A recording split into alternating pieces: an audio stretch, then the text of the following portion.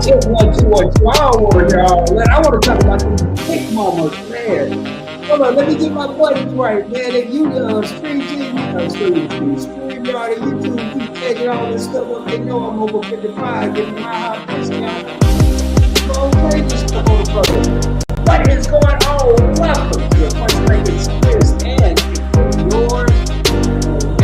Oh man, this is live. Yeah, I know everybody came to see T. Don't worry. She ain't gonna be here. No, I'm kidding. I'm kidding. Still backstage. We always have a discussion before the live. That's just like tonight we're gonna talk about the women.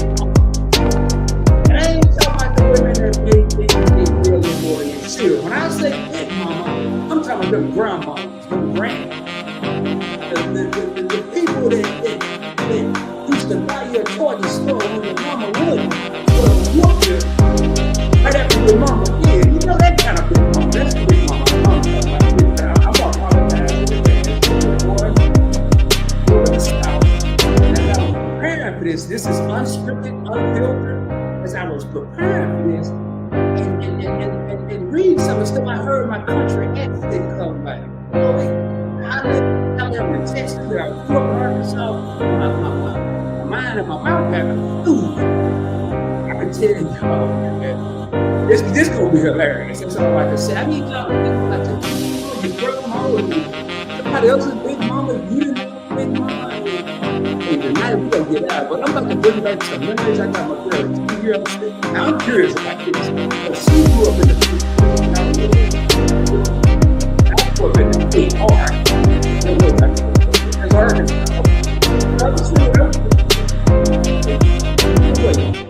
The stage without any further ado is my partner in crime, T. Some know as Tanya from Event Yours. What is going on, my sister? What's up, everybody?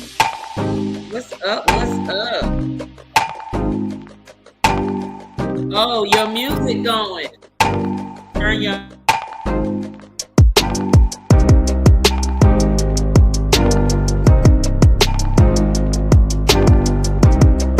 what's going on? Yeah, man, I've been so excited about this all day. Turn the music on. Yeah, I've been so excited about this all. Did y'all hear me? I ain't saying it again. Okay. Well, the music was up loud as hell. Man, you know what? So I'm like, turn it down. Like if you turn it down to like number 19, then you can talk over. It's probably all the way up. Hold on, let me call Big Mama and see if she can get this straight for next time. Anyway, hey, I ain't saying that again, y'all. All I'm gonna say is this: we finna talk about the Big Mamas. I will give y'all a disclaimer. I grew up in the South. You're gonna hear the country accent come out tonight. I'm gonna be talking about my big mama and some other big mamas I met in T. Talk to the people. What's going on? How your weekend? How your week been? How your day went? Look, everything is going good. What's up, everybody in the chat? Bernice, Controversial Cruising, Scott, Liz, House of X, Y Loves. What's up? What's up? What's up? What's going on? What's going on? You got Nathan in there. What's up, Dark Theme? We got Shay. How y'all doing? Just because they said hey. Everything was good this week. It was very busy at work last week. This weekend went down to Savannah on Saturday to just celebrate with our niece. She had built her home. This is her first home. She's 23, built her new home from the ground up, just moved in, had a housewarming. We so proud of her. We just so proud of her, and did her internship, got her dream job. She doing her thing. So that was this weekend. That's what we did this weekend. Of course, I went and stopped by the liquor store on the way back because we was on our way to Savannah. Meet and I called and was like, hey, there's this package store down the street from y'all. Y'all know about this? I'm like, no, I ain't know about that. Went up there and made sure that on our way back that we stopped over there and found a few gems that he recommended. So shout out to Sipping with Meat and I for that. So that was my week and my weekend so far. How was your week this week, Mr. PBE? Well, I came to one conclusion. I'm gonna stop telling people I don't have a job because people don't take my job serious. I'm a content creator. So, Okay. and they called me at 2 o'clock in the morning, 3 o'clock. I know you ain't doing nothing. You ain't doing nothing all day. And I'm like, Ooh, no, they did. it be my homeboys. It be my homeboy. And then I got one homeboy that won't. I'm trying to figure out my role. Like he out of town. I can't wait till he get back because he tend to call me, and I'm his voice on the way home when he leaving the spot.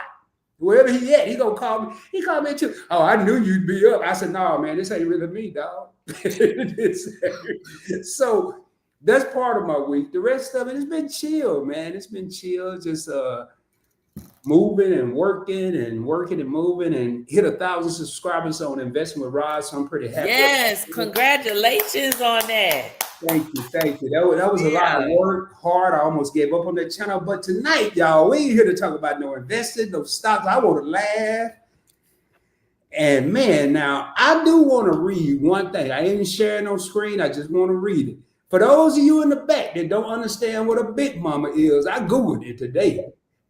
And it say in American English. That's what it say. I ain't said. You Googled it? Yeah, I Googled it.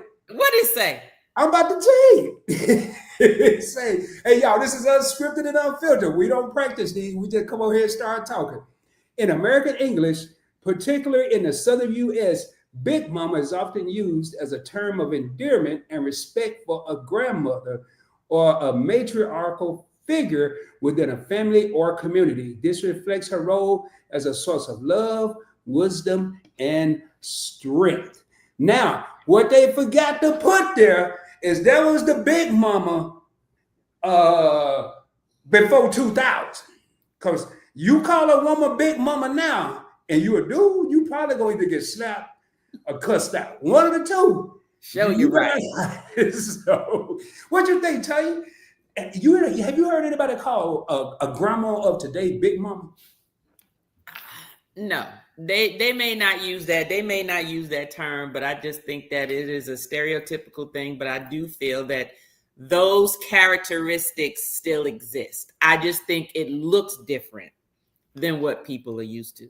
That's just how I feel. It just looks different from what they're used to seeing in terms of Big Mama. So when anybody has a picture of Big Mama, what are you thinking? And this is just stereotypical now, okay? Most of the time, they not working, they're at home, right? Because either granddaddy paying all the bills, so she ain't got to work. And usually around that time, women weren't in the workforce. So you got to remember there's a a generation time frame of the economy and what was going on at the time. So they were home. So guess what? Their role was taking care of kids, taking care of the house, taking care of grandpa, taking care of everybody else, because that was really their outlet. That was the definition of what they did. Okay. Some of it, and I'm not saying all, please do understand. I'm talking about the stereotypical Big Mama when people think about it. Okay. Big Mama was the ones you just went and dropped the kids off. Hell, you drop your friends' kids off with Big Mama and she watch them. Big Mama was the one where you knew, if somebody was wrong, they take them in. Oh, let me go on, get up, put on my house coat and go make you some biscuits. Drop them off anytime, go do whatever it is you need to do. They also kept the noise down in the, amongst the family, kept secrets and try to get people to sort of, be the mitigator between people, try to be the one to hold the glue, meaning no matter what happened, you're supposed to always stick together with the family or whatever, regardless of what's going on. There's so many good characteristics about that. I just think that because of evolution, because of us evolving, because of the economy being different, and because people know better now and people have options, I think that what Big Mama look like is different. How Big Mama exerts those characteristics are different. Okay. And what Big Mama put up with is different. Okay. So that's my take on the Big Mama so far in answering your question. Now I got a lot to say about this topic today, but go ahead, Rod. Oh man, I'm gonna put my avatar. You got your coke, and I forgot my coffee, man. See, I'm telling you, I'm discombobulated today. Well, this is my take. I think the big mamas look different, they talk different, they act different, they letting kids get away with stuff that I couldn't dream about getting with. What you mean? Wait. Okay, wait a minute. I'm gonna let you finish, but I'm keeping a mental note of what you saying because I got a rebuttal on. Oh, no, I'm gonna tell you. I'll give you an example. When I was a kid and went over we didn't call my grandma Big Mom. We called her Granny. When I went over Granny's house, she had a cookie jar that had a security system on. See, you all right over there? Now, you said a security system. Yeah, it had a security system. It was better than Vivid, better than ADT, better than anything. When you lift that cookie jar up, it was like clang, clang, clang, clang, the whole block that you was in the cookie jar. Okay, so now let me finish. And then by then, you think you're getting away with something, and you got about 4 cookies or 5 cookies in your hand when you know you ain't supposed to get but 2. You ain't even supposed to be in there. Now, I'm sorry, y'all. I'm gonna get country tonight. Notice I done said suppose. You didn't even supposed to be in the cookie jar. You ain't supposed to be. But if you are supposed to be, you're only supposed to get 2. And then as soon as you put the top back on, security system going off again. Nowadays it say front door, back door. Back then it say clank, clank, clank, clank, clank. And then you turn around and you got your cookies. And who's standing at the door? Yep. Big Mom. Because she done heard the alarm. Boy, how many? First of all, what you doing in the damn cookie jar, boy? That what she used to say to me. Okay. Hey, you better not sit on smart like getting some cookies. You better not. Just don't say nothing. Just don't say nothing. Just sit there with a handful of cookies. Don't try to put them in your pocket. You just cope. Right. Yeah. And then you got about 15 of them. I can't even put 15 cookies in no 8-year-old hands. But how many you supposed to get, Rod? 2. Now you got little Ray Ray. Why you gotta use my brother name in there? That's my brother name. John. I don't know John. My brother name, well, his name is not Ray Ray, but that's his nickname. All right, well, John. Not like Ray Ray. You got little Ray Ray now. Ain't no security. It ain't even no cookie jar no more. Ray. What you mean ain't no cookie jar? Oh, I'm about to tell you. Ray will go in the pantry, get the little footstool, the little stool that got about 3 steps, climb up, open the cabinet, and get the whole damn pack of cookies. They come in there and sit next to Big Mama, and she don't say a damn thing. Okay. Am I lying? Okay. Now, it depends. It depends. I mean, you talking about food, okay? So anything. so do understand. Mm-hmm. It's all about, is that what you gonna eat? Because you eat them cookies, then you don't need me to cook no dinner. That saves some time, right? Or now, if you got a fat little Ray, and they're responsible for the health bill, they may say, "Give me them daggone cookies." Okay, so you got to understand this. The difference between the Big Mamas then and now is then it was, it's little stuff. Food, the kids is in the food, the kids coming in and out the house or whatever. The newer Big Mamas are just evaluating what's the outcome. Does it make sense for me to make this a fight? Does it just make sense? So I'm gonna get mad at Ray for eating some cookies. For what? Because if she know that Ray gonna have a stomach ache later, she just gonna let Ray get a damn stomach ache and let that be the lesson, and he won't touch them cookies no more. So the thing is it harmful? If it's not, why am I gonna waste my energy talking to you about some cookies? Okay, you want them cookies? That's fine. Go ahead and eat them. Either you're gonna get sick or you're not home. You're not gonna be hungry. That means I don't have to cook. Now, if I cook and you trying to go get some cookies, we got a problem. So no, you can't have them cookies. You need to eat first. And when you finish, then you can get some cookies. That's how that goes. Back then it was more of do as I say. Like it was just, you just do what I tell you to do. There was no explanation. There was nothing, because at the end of the day, they didn't want you making a choice or having a choice. It was do what I told you to do. Not saying that what they told you to do was wrong, but just know that it was never about you gaining knowledge as a kid. What was it saying? Kids were seen and not heard. That means you just do what I tell you to do and don't ask me why. What do And don't do as I don't do what you see me do. Do as I say, not as I do. That was another one that was contradictory. So now you have that child who grew up with that big mama, and they're raising their kids where it's like, that was some old bullshit over there. I'm not doing that with my child. You know that was BS. You knew they were lying to you. You knew some of the stuff they were lying either because they didn't know better, or that's all they knew.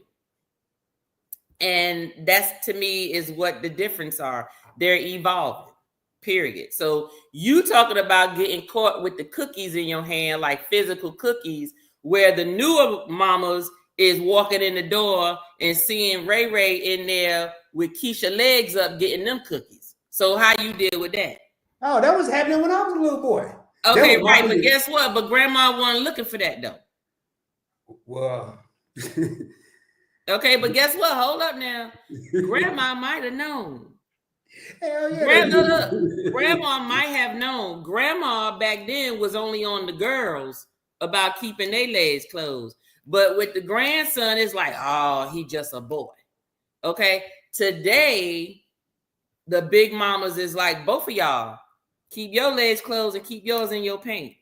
So that's the whole difference right there. It's a matter of what they were doing back then. So those are mine. That's my input on the cookies. My big mama must have been crazy. My granny must have been called. I didn't have no sister to worry about. So it was just me and my brother. But I remember one time I was told at probably about 12, 11, you keep talking to them girls, you're going to get old. These girls wasn't about 2 years older than me. You're going to be old before you know it. Boy, I'm like, what? Worse than that, you're going to come in the house one day, your thing going to be in your hand. Oh, Lord. Right. Because back then it was about scaring you into doing the right thing. It worked for me. And then, y'all, I'm telling y'all, this is not a PG broadcast. I'm letting y'all know. I'm not going to curse or nothing, but I'm going to call it like a spade. But do you want me to not curse? I need to curb. Oh, no, you can curse. No, I just want to make sure now. Okay. Now, I do have some sayings, and I'm going to get in these comments, but I do have some sayings. If y'all got something that's burning that you want me to put on the screen, put an emoji. I don't care what your lipstick, shoes, football helmets. I don't care. I just know it's different. Now, this used to trip me out. This one thing my big mama used to say, Tanya. Hey, boy, hurry up and close the door. You're letting all the air out. That is true. That's true, damn it. I think they had you can say that. But I think where I grew up, they had a different temperature. Their body had a different temperature because let what air out? It's hot as hell up in here. We ain't got no AC on. All we got is a bunch of fans blowing hot air right. outside. Well, that was the air, meaning I bet you it was cooler in that house than it was outside. Hell no, man. Had you went outside, if you went outside and played and came back in the house, that house was at least a couple of degrees cooler. A couple. Okay. Look, you're gonna let the air. That is right. That means let this shade and everything. But the reason why it wasn't all that, it was still hot to use because you just came from outside running and stuff. You come inside, it's still. But I bet you if you sat down in the house for a minute and calmed the hell down, you cool off. Tony, you ever been? Well, I know you're in the South now. We don't need to know. We ain't got to say where. But you ever been like to Arkansas and Mississippi in the summertime? I'm a New York City chick, Rod. What the hell is you talking about? I ain't never been to no damn Arkansas, Oregon, Dakotas, Wyoming, Indiana. None of them places that don't have no big major cities. I have never been there. I've been to Florida. I've been to Tennessee. For a conference, I went to Alabama, and even when I went to Birmingham. That's as closest to a city as you gonna damn get in Alabama. California, Nevada, because of Las Vegas, Delaware, all the Northeast, all the whole eastern side over there. North Carolina, they got Raleigh, Virginia, you got the city there. South Carolina got Charleston. That's as close as you're gonna get. I have not been in any of those middle ones. I have been to Texas for a conference that was in San Antonio. That ain't Texas. There, I'm just letting you know that's all I've been. That's all right, but they have banned cheese. No, that's Wisconsin. Sorry, I have went to Wisconsin though once. Man, that ain't the South. There ain't no Big Mommas in Wisconsin. Big Mom. I mean, don't forget, just because I was born and raised in New York, my mother's generation and before they all came up through North Carolina. Yeah, it was in the South. Yeah. So I was in the North, cooking, and doing things like a Southern family would, until our mamas and our aunties and uncles got, northernized, and then they became hood rats. So that's what happened with that. And so that's when things start to change, but you still have some of the foundation upbringing of some of those Southern qualities that are good. But some of them that was some bullshit, I let that go. Because I knew, if you kiss a boy, you're going to get pregnant. Shut up. Kids ain't going to believe that now anyway. They ain't going to believe that one. I mean, I wouldn't try that one. But I tell you what, now, man, it's amazing how things that are said today, kids won't believe. But in my era, I was terrified. I'm surprised I even looked at a girl the way my grandma and mama. Well, that's because you had nothing else. Okay, like Dark Things thing is up there. Perfect example is back then there was less information at hand. You believed whatever was passed down from the older generation, whether it was right, wrong, or indifferent. You trusted them. But then you grew up and you realized they was on some bullshit. Most of them. Okay? Yep. And because you realized it was on some BS, those are the grandmas, my mama. Those are the grandmas where when you raise your child a certain way, they want to know, how come you doing things different? Well, because some of this stuff you were doing was right on point. But half of that other stuff you was doing is because you ain't know no better. You only knew what you knew. It was what it was. No different than, guess what? Generations coming down the pipes, they're going to be looking at us the same way. Looking at us like we antiquated, right? So it's just a matter of what information do you have. We're going to always be evolving. It's going to always be different than the previous ones. But I'm not talking about regular, general, good characteristics of being a parent. Those things never change. Mm-hmm. But all that other stuff and the tactics that are used, some of that stuff will just BS. And I'm like, you can say it was bullshit. It was just some bullshit. And I'm like, I'm not telling my daughter, because let me tell you something. If my daughter's the type that you say something to her, she be looking at me like, what you say? Well, Google said you lying. and we'll look it up in a minute. If it don't sound right, she gonna let you know, you lying. This don't look like what you said, mama. And honestly, that is it. So you can't try to scare them into anything. You can't give them no false information or no fake information trying to scare them out of stuff. Just tell them the truth. Look, the reason why grandma used to say, if you kiss a boy, you get pregnant, because if you kiss a boy, then you might get feelings for him. And then next thing you know, other things lead to other things. And before you know it, you not protected, he not protected, and you might end up in a situation you don't want to be in. But instead of saying that, they just want to stop you from the beginning. So they tell you some stuff that even before you can even get there. So True. Amelia says, addressing Big Mama in my youth was always good morning, yes, ma'am, no, ma'am, thank you, no, thank you, please. Now, I mean, at least what I see now. Yeah. What up, G Mama? I mean, am I tripping or am I? Oh no. I don't care what generation that is. I put it this way. You might get some that may be okay with it, but that's because they're not trying to be a parent. Let me tell you something.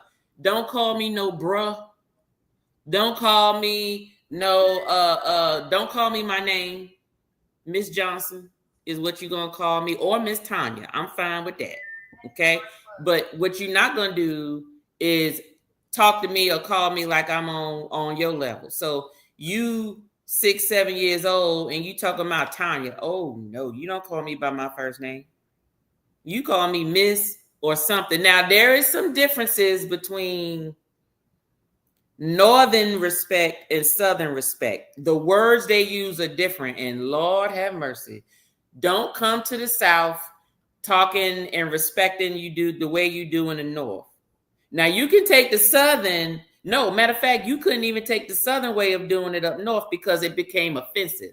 So up North, it was when someone, if your parents called you, you said yes, no, or you said words. You don't say yeah, what?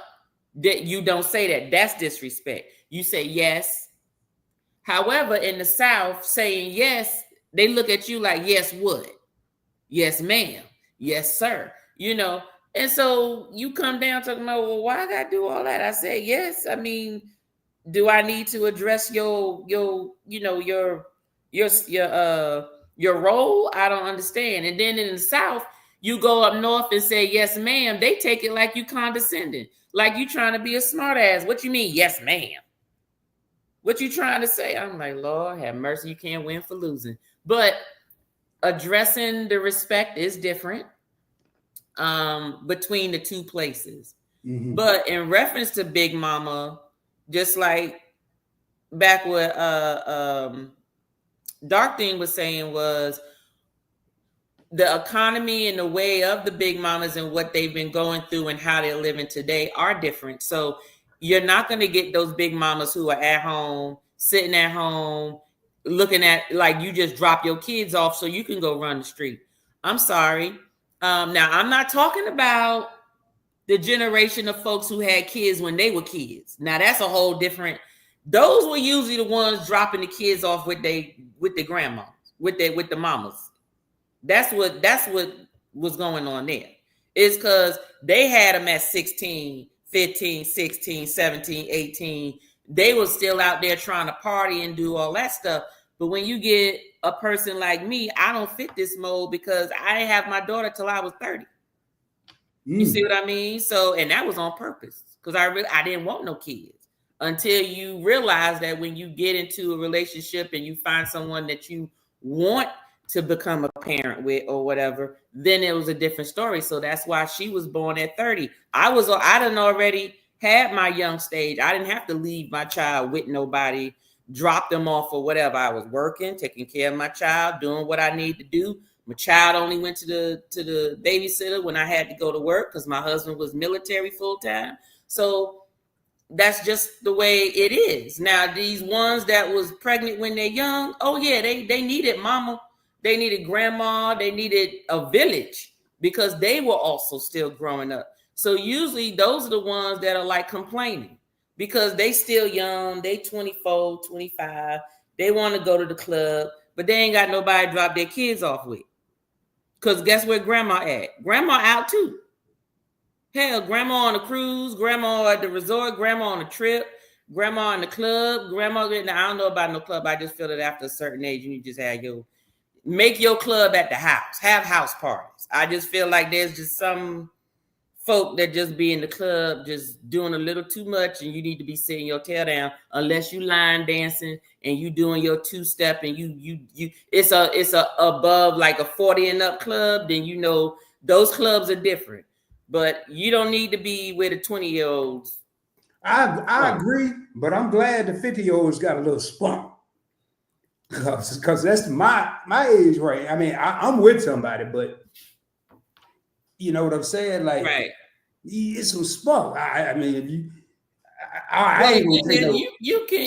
is, you can have some spunk and do stuff like I told my like we like to dance, and I'm talking about dance like how we dance with the dance routines in the 80s and 90s.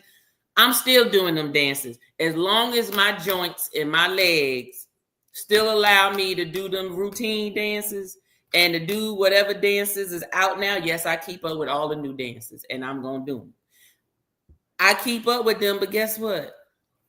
I ain't doing that no club. Now, if I'm on a cruise, I'm on vacation, I may act like a little fool over in the corner somewhere with my folk. But you ain't about to see me at no club just on any given Saturday or Friday. Like I got to be up in the spot all the time. It's just a way to conduct yourself and just do certain things, you know. So that after a while, it's just a matter of is a time and a place for everything. I put it that way. It's not a matter of not doing it or don't do it. It's just a time and a place for everything. You gotta assess your surroundings and realize, is this the place that I can turn up? No, this is not the place for me to turn up. It's a place for me to, be in the groove and everything, but I need to be a little conservative, or I need to sit my tail down and look cute. That's just what it is. Or you get with your friends at your friend's house, or you rent out a space and you have your own private party. You can act like a fool all you want to. Ain't no judgment because ain't nobody there but your folks. So that's pretty much it. Oh man, I love when you be talking because you be making so much sense. Now I do. Since you making so much sense, I got a question for you because you need to help this make sense to me. I remember hearing my grandma say, "I ain't one of your little friends." Now all the grandmas, I ain't gonna say all of them, y'all. Don't y'all shoot the messenger. I googled all this. I don't know nothing about no Big Mama's grandma. I googled all this. But what Google said is the Big Mamas is the friends now. Well, I think that, let me tell you where I think that comes from. Please tell. I think that it all depends. Now, when you think that your mama is your friend and you are talking to her as such, meaning you calling her bruh or girl, this, some things I'm like, okay, I'm still your mama. I ain't no damn bruh. Especially the guys. I'm like, you gonna respect me. Shit. Okay. Hey, bro. But the thing is, I think a lot of them felt that if I get close to my child where they feel like I'm their friend, then they'll share things with me. So then I can provide them the correct information instead of them going to somebody who don't care about them and giving them all the wrong information. But a lot of them are going about it the wrong way. That don't mean like I put you this way. And I'm gonna say, and I don't care if the shoe goddamn fit and you in the chat and it worked and you part of it, then yeah, I'm talking about you. You ain't gotta tell me who it is. But my thing is this: I do not agree with nobody should be sitting down smoking weed, doing any type of illegal substance or whatever with your child, especially when they're not of adult age. Now, when they're of adult age, you can do what the heck you want, because chances are the child probably doing it because you do it, right?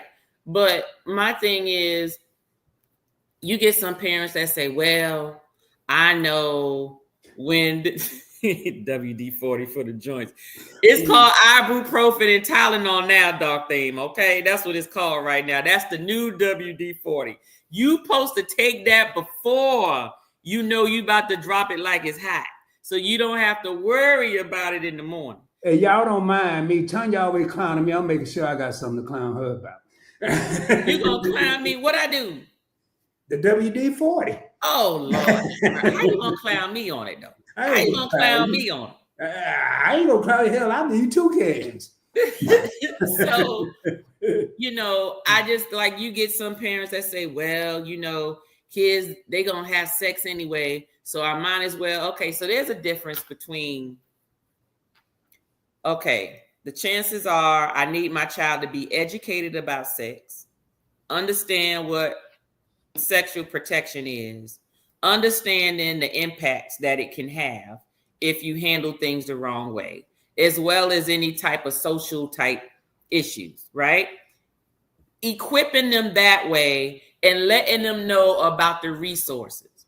But what I'm not going to do is actually hand you pills or hand you condoms or whatever. I'm gonna make sure they accessible, but I'm not about to give it to you, or unless you ain't, if you're not working and I figure you might, you just need to know where to get them, and they need to be accessible to you, whether they're in the house or you're given an allowance where you can get your own.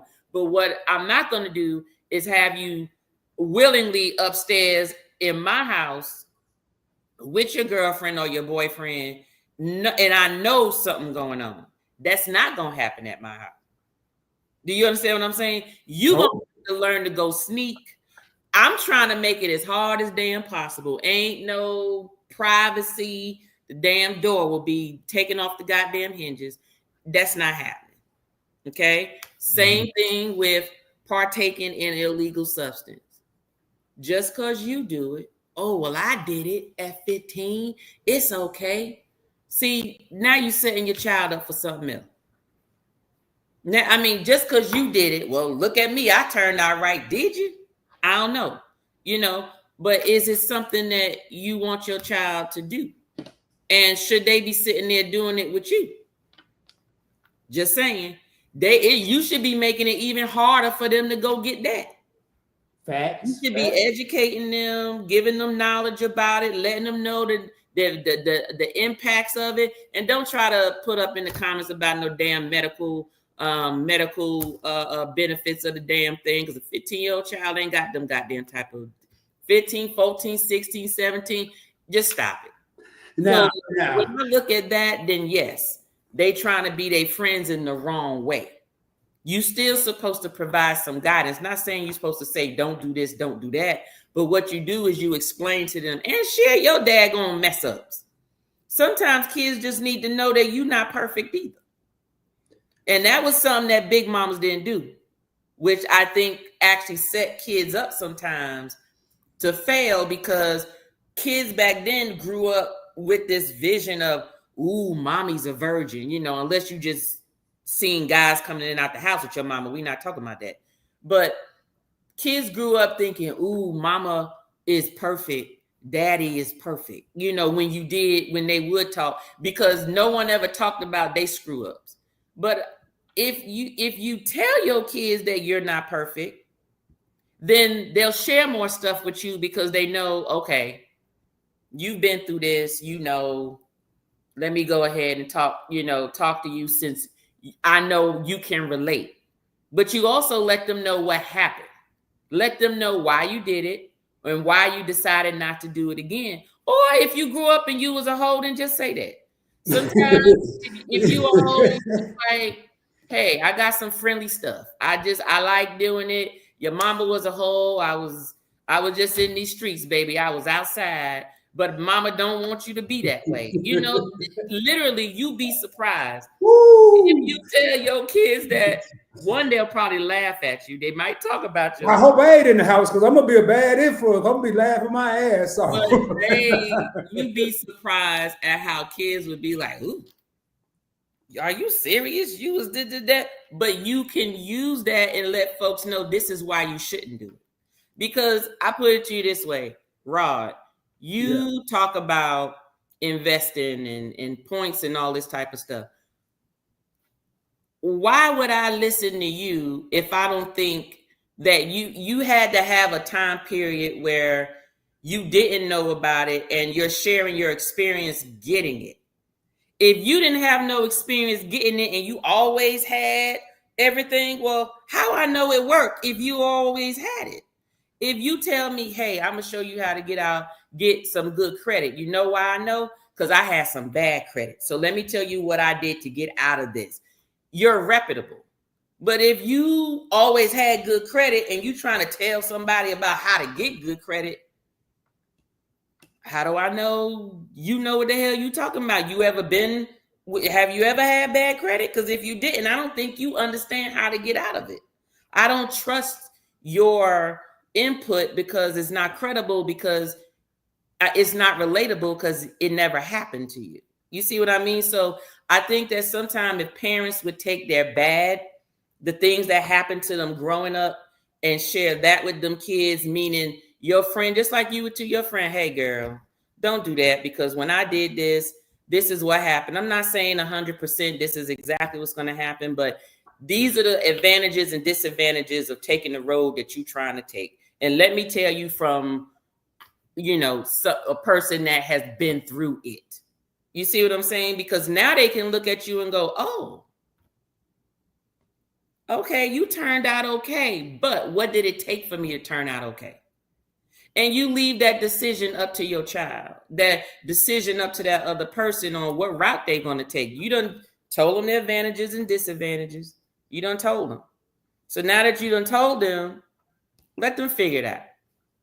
That's all you can do, because if you parent, usually by the time a child is 12, whatever parenting you did is done. Don't think you can make up for it between 12 and 18 or 21, because that's too late. Whatever you instilled in that child up to that age, this is scientifically, I'm not a doctor, but do your research and you'll see things that you instill in your child's personality has already been created, but by the time they hit puberty. So either your child gonna be a hoe, or your child is just going to be promiscuous, or your child's going to be like, I'm not doing none of that, or whatever.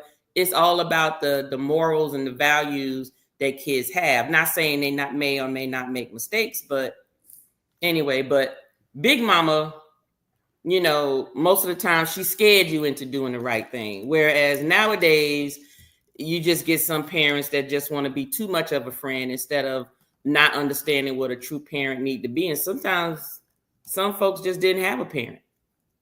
Just saying.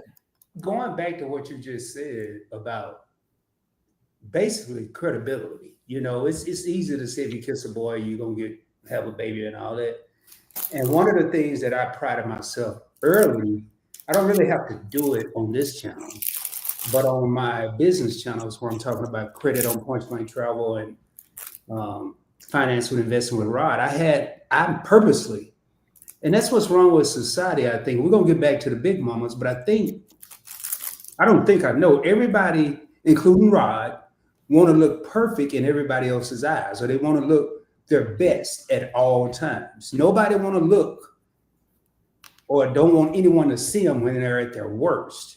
And that's why I immediately, probably my third or fourth video on PBT, I let people know that I had a 547 credit score, 547, not 7 something. You getting hot over there? I did. I'm sorry. I had to put the fan on. Timmy down here, damn, burning me the hell up. He got all the damn gadgets on his phone, but he ain't give us access to nothing. So okay. You talking about like the garage, he controlled the air. I'm like, when you gonna give me access to it? It's too hot down here. I'm gonna cool it off. I said, well, what if I don't want it cool? But anyway, go ahead, Ron. I'm sorry. No, you're fine. I asked you about the fan, but and even with the investing, I let people know, hey, in 2010, I was dead broke. I didn't have a $250,000, $500,000, 100,000. I didn't have no thousands. I didn't even have no hundreds.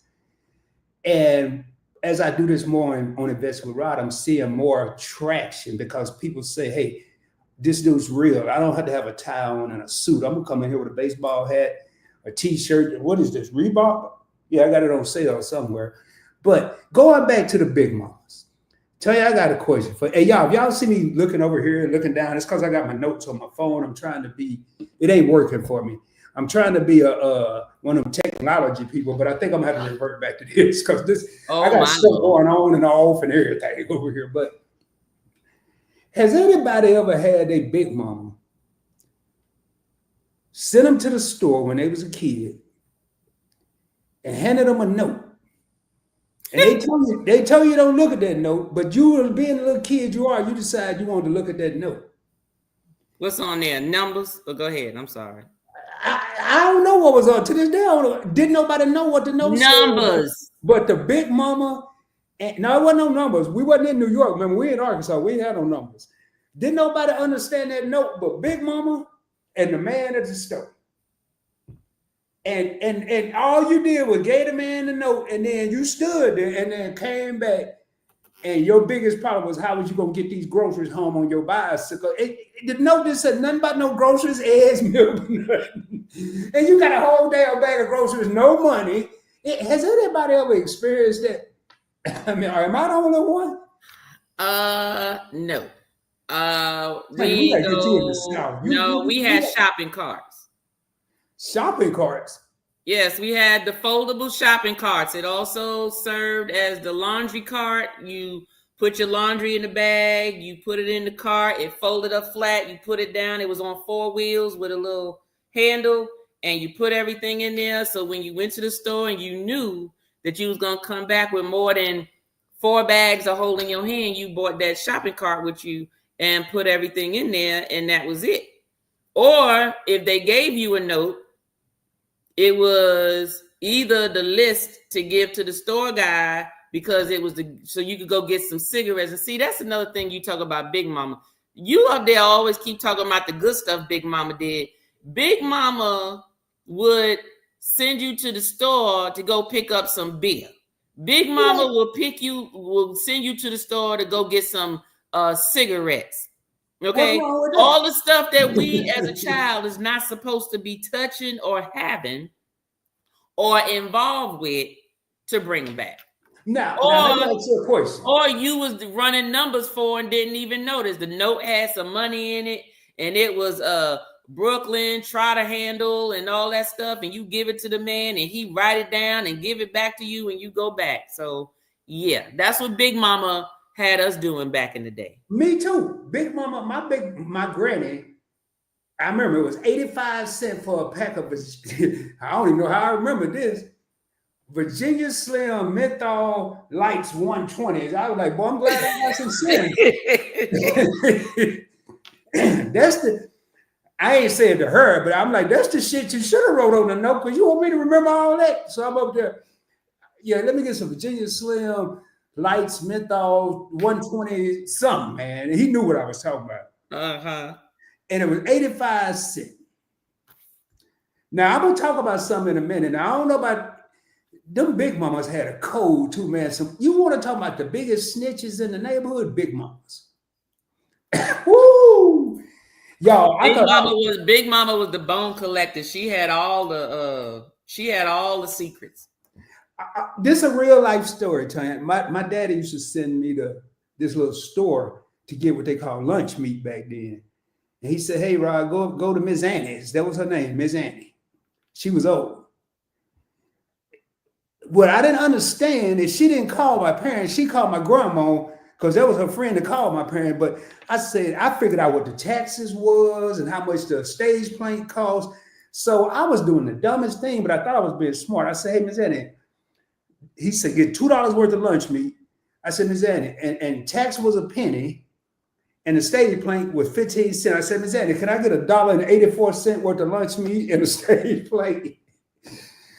Who the hell go to the store at that age talking about $1.84 worth of lunch meat? And boy, I got the whooping of a lifetime. And then my daddy said, you know what? I'm gonna find out how many you bought, and you're gonna pay me all my money back. I never did. But them old folks used to snitch on you, man.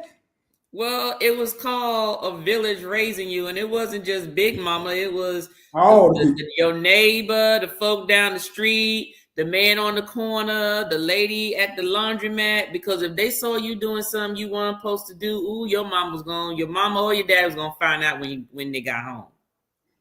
Hey. For everybody that's putting these great comments, I am starting them, meaning I'm going to go back and pull them up. We're going to address them. I'm going to do that here in a second. I just want to get some of the stuff Tanya and I are talking about right now.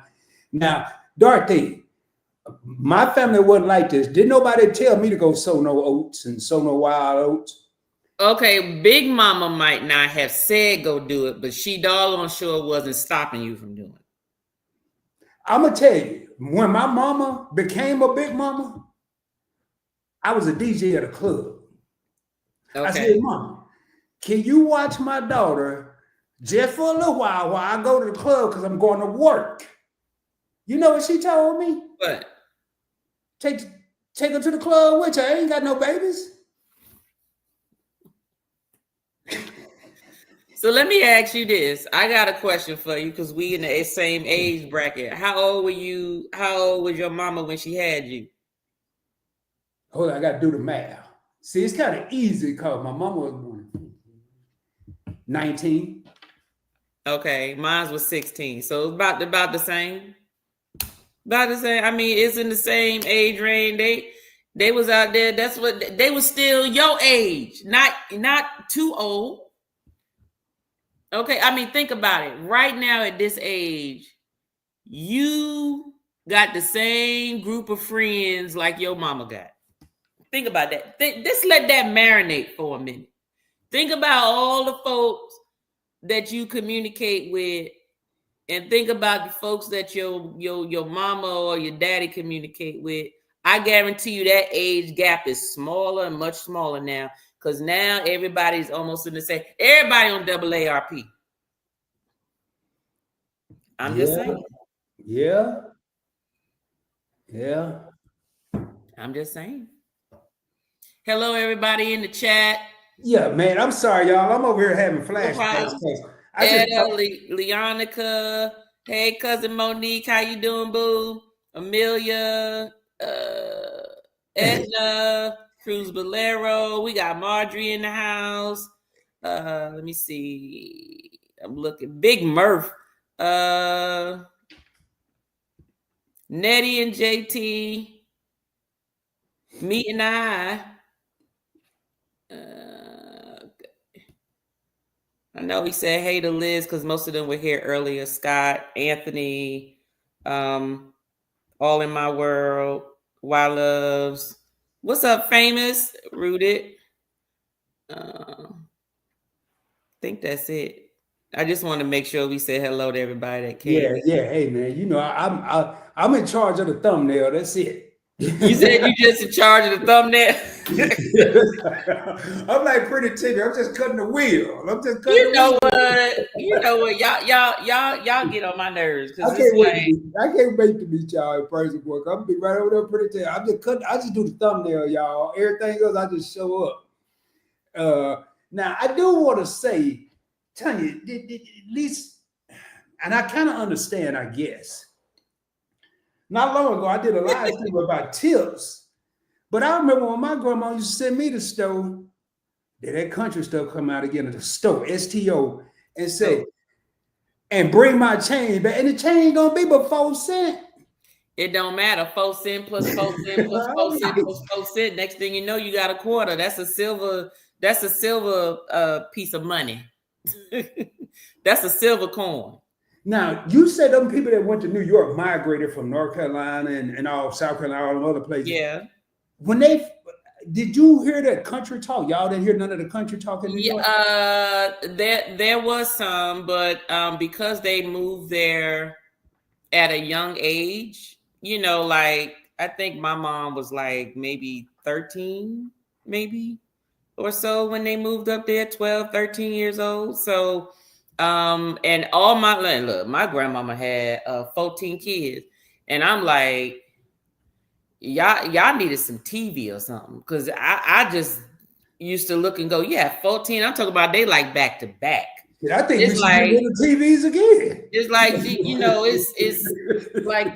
it's like the stuff ain't even healed yet, and you trying to get back up in there. I don't know. I don't know how they did it, but it was back to back to back. 8, 9, 10, 11, 12, 13, it was just every year you was pregnant, but then again, it was in North Carolina. They had a big farm and, crops and stuff. So kids was there to help with the land or whatever, so kids was created to help. So now, I'm gonna have to do a disclaimer like T did earlier. Now, hopefully, I don't offend nobody. I'm just gonna tell you my theory, and if you know me, I have a lot of theories on a lot of things. I don't know about nobody else, but I remember my grandma told me one time, "Hey, boy, stop whining." I remember back in the day, I used to walk 25 miles to school. I want y'all to hear what I just said. 25 miles to school. Is you okay? Wait, you just pause real quick right there. Don't forget what you about to say.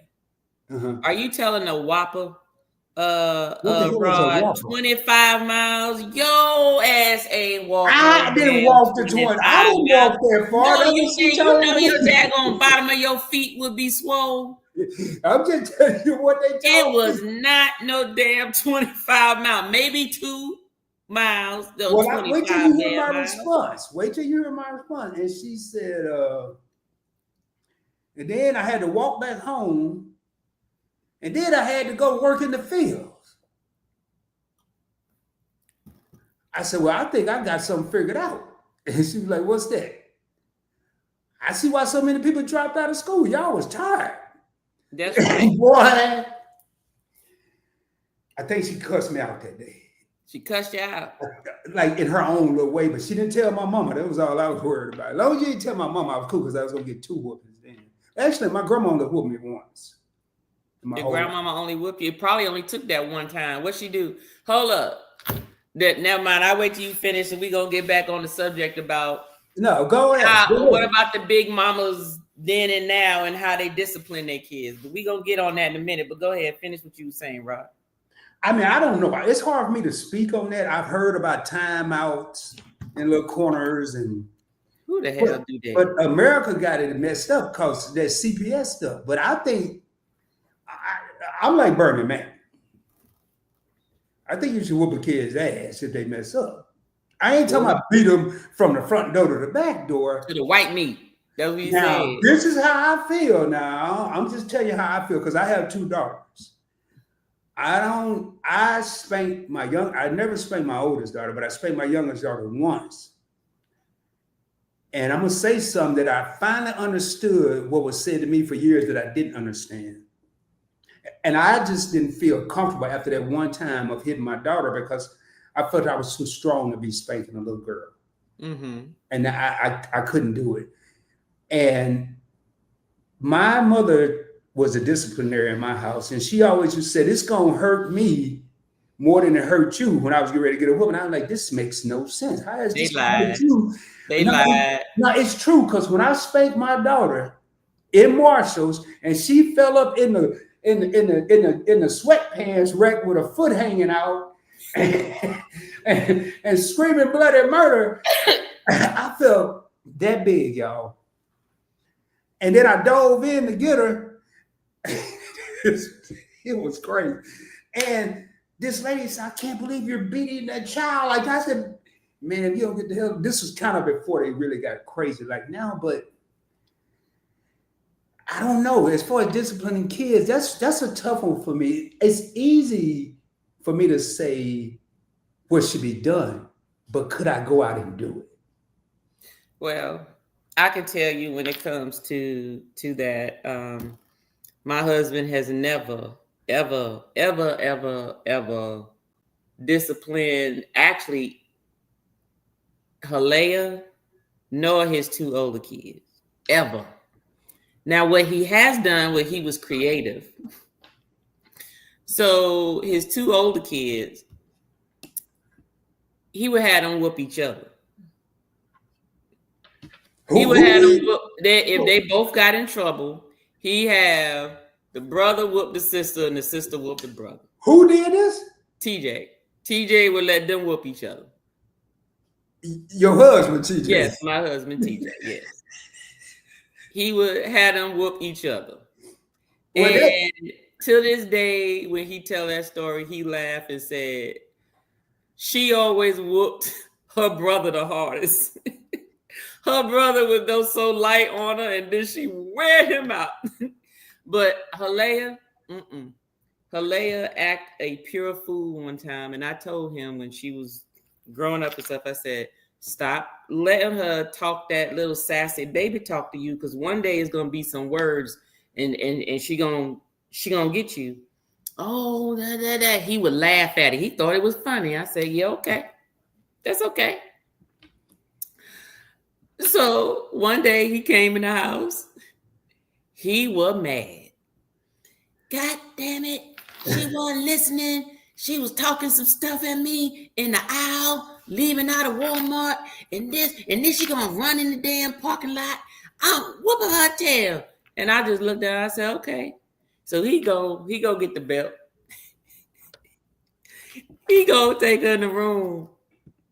It get quiet. I don't hear nothing, so I know ain't no whooping going on. He come back. She tell him, she sit on his lap and said, Mama, Daddy said he was gonna whoop me. He owed me an apology. I looked at him and she said, Daddy, say sorry. And do you know he apologized to her? I laughed so damn hard. He the baby though, right? I said, wait a minute. She clearly was wrong, and you went in there, didn't touch the girl, and you come back out apologizing to her. Okay. The girls can do something to the it's just been like that, and that's fine. But I told him, I said, sometimes you don't have to. You'd be surprised when kids have a certain respect for you. You don't even have to whoop. You don't have to even go to that extent. Them knowing that you're disappointed in them, and if you even give them the silent treatment, that's enough to have them crying. You would think that they would have got a whooping. But it's just the feeling of my parent is feeling like they don't love me right now. So it hurt me more because of that. Hey, so I just think there's also just some kids that just need their ass whooped. I'm just going to be honest with you. There's just some kids that are very just disrespectful. That's just maybe just how they're wired. I don't know. Maybe they get it from the parents and maybe they don't. Because I've seen some kids that are just irate and their parents treat them just as nice. I just think that there's just no balance of discipline. But let me tell you something. Big Mama used to have you go get the switch. And you better not come back with no small one either. I was going to say, you better not come back with no She'll, in the words of Richard Pryor, she'll go out there and get the tree to whoop your ass with. So you can't come back with no little switch to bring it back, because she gonna get it. She gonna get something else now. Now, the worst thing about them switches and Big Mamas and Mamas and whoever was that sound effect as it was approaching your ass. Yeah. Yep. Man, it sounded like a Bruce Lee karate movie about to hit you. I mean, at least for me it did. I don't know about everybody else. But I think my mom just really felt bad about the switches. But the belts, I mean, either way. And don't let that buckle hit you. Yeah, that I don't think that happened. And like I don't even remember if my father ever whooped me. I don't think so. I know my mom wasn't no joke though. She had a 5th degree black belt. Hey, I'm gonna pull up some of these. Okay. I want to get Tanya to pick just because I know some of the people left, and I was pulling them up and at least letting people read them. But when we're talking, it's kind of hard to do all three. So yeah. Big Mama in my day was grandma and aunties. That's a fact. If you see one time, just jump in, and if you want to. I mean, big mamas and aunties, they still there. It's just that big mamas and aunties nowadays are still working, so they not sitting at home to watch nobody cheering. Big mamas and aunties, if they spent most of their time trying to make it in this world, and they spend time working and raising their kids to their fullest ability because they wasn't dropping them off nowhere. They trying to live their best life right now. And I told my daughter, I even told my stepdaughter, I said, bring some babies over here if you want to. You need to call and make an appointment because I'm going to be on trips. So I don't know what you're doing, but we traveling. So we might not be here. So, get your thing going on. Get your little crew. Get some of your friends. Y'all take turns. Hey, you watch my kid while I go on my trip. And then next time I watch your kids, you go on a trip. And then you might catch me at a time when I'm at the house. But right now, I don't have to worry about that. There's no grandbabies or nothing right now. And speaking of what you just said, Ty, I want to elaborate on something, or add something to it. Like a lot of times, people will talk about the grandmothers, the big mamas, and I'm gonna go into defense mode for the big mamas. You know, and you talked about the good part and the bad part. We is me. I'm not speaking for T. I'm speaking for Rod.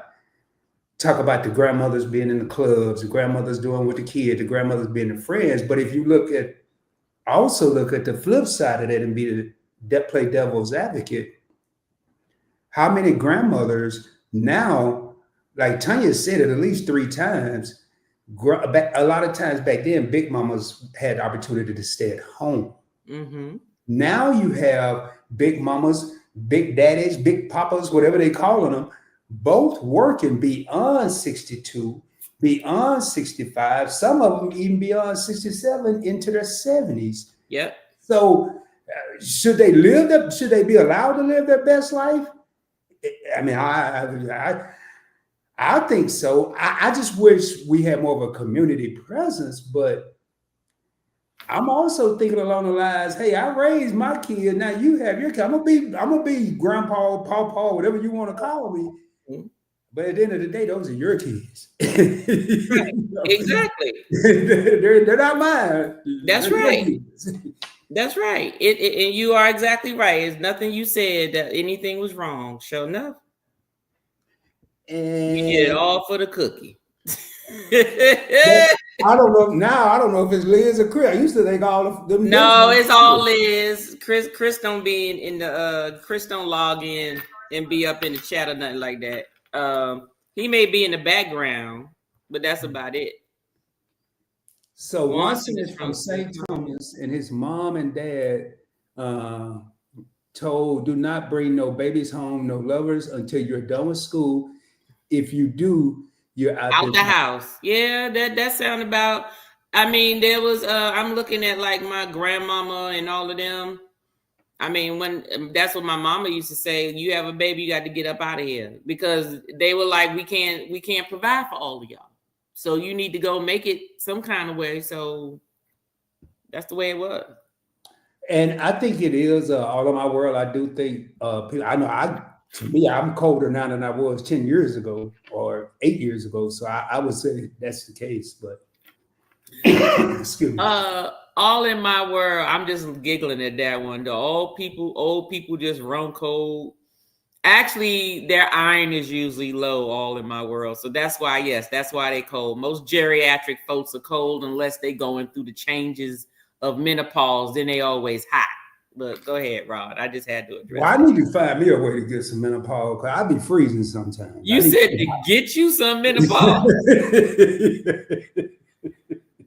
Because whatever. I mean, I know I can never do it, but I mean, dang. Well, I put you this way. Get your lady, and I think all men can attest to this, who are either married or got somebody that lives with them or is with them in the household. Most men complain that they can't even cuddle with their woman because women's bodies just stay hot all the time. So it's like you cuddle with them and now the guy's sweating. It's like, okay, I can't, covers off, whatever, because your body is just too hot. So maybe you just need to have your woman over a little more and just let her spoon you warm up. That's what that is. As long as ain't no sweating going on. I don't like no sweat on me. But you said you cold, so it should balance it off a little bit. So you should be okay. You should be okay. You'd be surprised. All right, I'm gonna put that in my mental thoughts. Nettie and JT said, I think that today Ray can do no wrong according to Big Mama. He did something wrong, and they said no, he didn't, and everyone knows he did. So what does that tell him? He can do what he wants. And now let you know what. So that's a part right there. So remember, there's good and bads to how Big Mama did things, right? So at the end of the day, Big Mama's thing was all about family sticking together. Okay, so, and I laugh, and I'm just using it as an example. So a perfect example. Let's say Ray was a drug dealer. Grandma can know Ray's a drug dealer. No, he got some keys up in the house. The cops will come to the door and she'd be like, I don't know what you're talking about. Because what she ain't going to do is snitch on her grandbaby, okay? Or her son, or any of the family, okay? Unless she just don't like them. So was that helpful or hurtful? You know, because back then they figured, oh, you want to shower somebody with love, and that gets them to, you know, maybe they'll get better. It's sort of like praying that you know, in a marriage, praying that the other person become the person that they supposed to be in the Lord, but right now they up in the street, you know. So do you just wait it out and see, is it a positive thing or is it a bad thing? So I just think that's one where it can be, you know, I don't think it's helpful. I think that a lot of times you might have gotten people who ended up in more trouble because they wasn't set straight from the beginning. So, you know, because I tell folks, I even tell my friends, I am not the friend that you do some wrong stuff. Like, let me give you an example. And I get this example, and y'all come for me in the comments all you want. Oh. If I'm driving and this is my car, and you got some stuff on you, and you didn't tell me nothing, nobody knows nothing, and the cops come, stop me, pull me over, whatever, and he checking, all of a sudden he checking around, and you see that you got it. I know it's not my stuff, so don't expect me to go to jail for you. And I tell my friends that all the time. It's not, like I tell people, it's not snitching if you didn't include me to make a decision in the first place. Snitching means we know about this. I agreed to be there. And so if some junk go down, I'm not going to tell on you. That's not snitching. But if you didn't include me and and all this is going on and I could go to jail and you ain't, it ain't mine. Well, whose is it, ma'am? Ain't nothing but one more person in this car. Your ass going to jail. I'll get your bail money for you, but my ass ain't going to jail. I'm sorry. I'm just not. It just, I done told my friends, I said, don't do no stuff like that around me. Don't get in my car with nothing on you. If you got that, you need to ride with somebody else. Because I told them I'm not losing nothing in my life for nobody else but my child. And that's fair. I mean, why get in your car? At least they give you the option of whether you want to have that in your vehicle or not. And most people go say no, and you're gonna have some to say, all right, you know, we're not going far, whatever the case may be, but at least give you that option. And let me tell you something. Look, I'm just like Etta in the comments. I'm too pretty and bougie to be up in that jail, honey. That ain't gonna happen. So I let my friend, ain't no just going down the street. I got a friend right now, she'll get in the car and she'll have a mixed drink. It could be in a closed coffee cup. She sit in the front seat. I say, oh, no. You ain't drinking that while I'm goddamn driving. That ain't happening. Because all you need is an open cup in the car. And that daggone cop could act a goddamn fool. I don't think so. No, the answer is no. Why you so dead? Don't worry about it. You ain't drinking it in this car while I'm driving. And then that's it. So that's basically how that goes. Yeah. That Timmy was brilliant and gave him plausible deniability. Man, you know, I just going back. It just tripped me out. Hold up. Virgoisms. It's a girl dad thing. That was about TJ, Halea making TJ apologize to her for trying to whoop her tail. All right, Liz and Chris, today about to pass out. Love you both. Thank y'all for being here. Carnival Cruise Addicts. Make sure y'all check them out. There's several content creators here. Please check them out. Yes. And just shouting out to everybody, man. Thank you, everybody, for being here. You know, it's so many people here that it's hard to go through and read everybody's names, but you see them in the live stream. So please, you know, speak to each other, show each other love.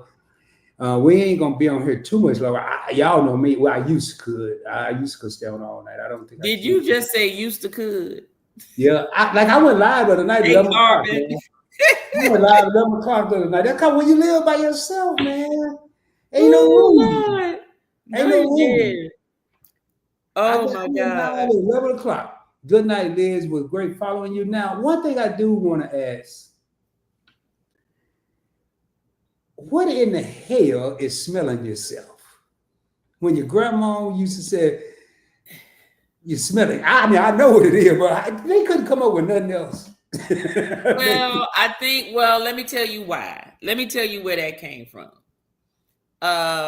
It's because when you reach puberty, right? When you reach puberty, hey, Carmen, when you reach puberty, that's when your underarms start stinking. You know, like certain parts of your body, certain hormones get the raging, and then you need to shower more. You're no longer the baby. You're no longer of baby status. You start smelling like outside. Your underarms get stinking. You may be a little musty in certain areas, girls and boys, you know, those types of things. So when they say, oh, you smelling yourself, that means, oh, you're in transition. Your hormones you're going through puberty. Now you think you're at an age where you think you can try me, basically. Because around that age is when kids try to, you know, exert their, I don't know, their superior, or they think is their superiority, until somebody hem them up by the neck or get the broomstick and whoop their tail, whatever that is. But yes, exactly. Now, one of the things, Tanya, and I don't know if you ever experienced this, I keep saying that because I think, first of all, two different geographical areas, and then I think boys may have experienced different things than little girls. I know what it did, but, and I'm reading my little thing. I know when I was a little boy, not a little boy, more so adolescent or whatever, and I brought a girl to the house. I always got the same question: is that your little friend? You know, that's Mary's granddaughter. You know, Mary was a hoe when she was little. You know, why they associate 2 generations later with what her grandma did? You know why?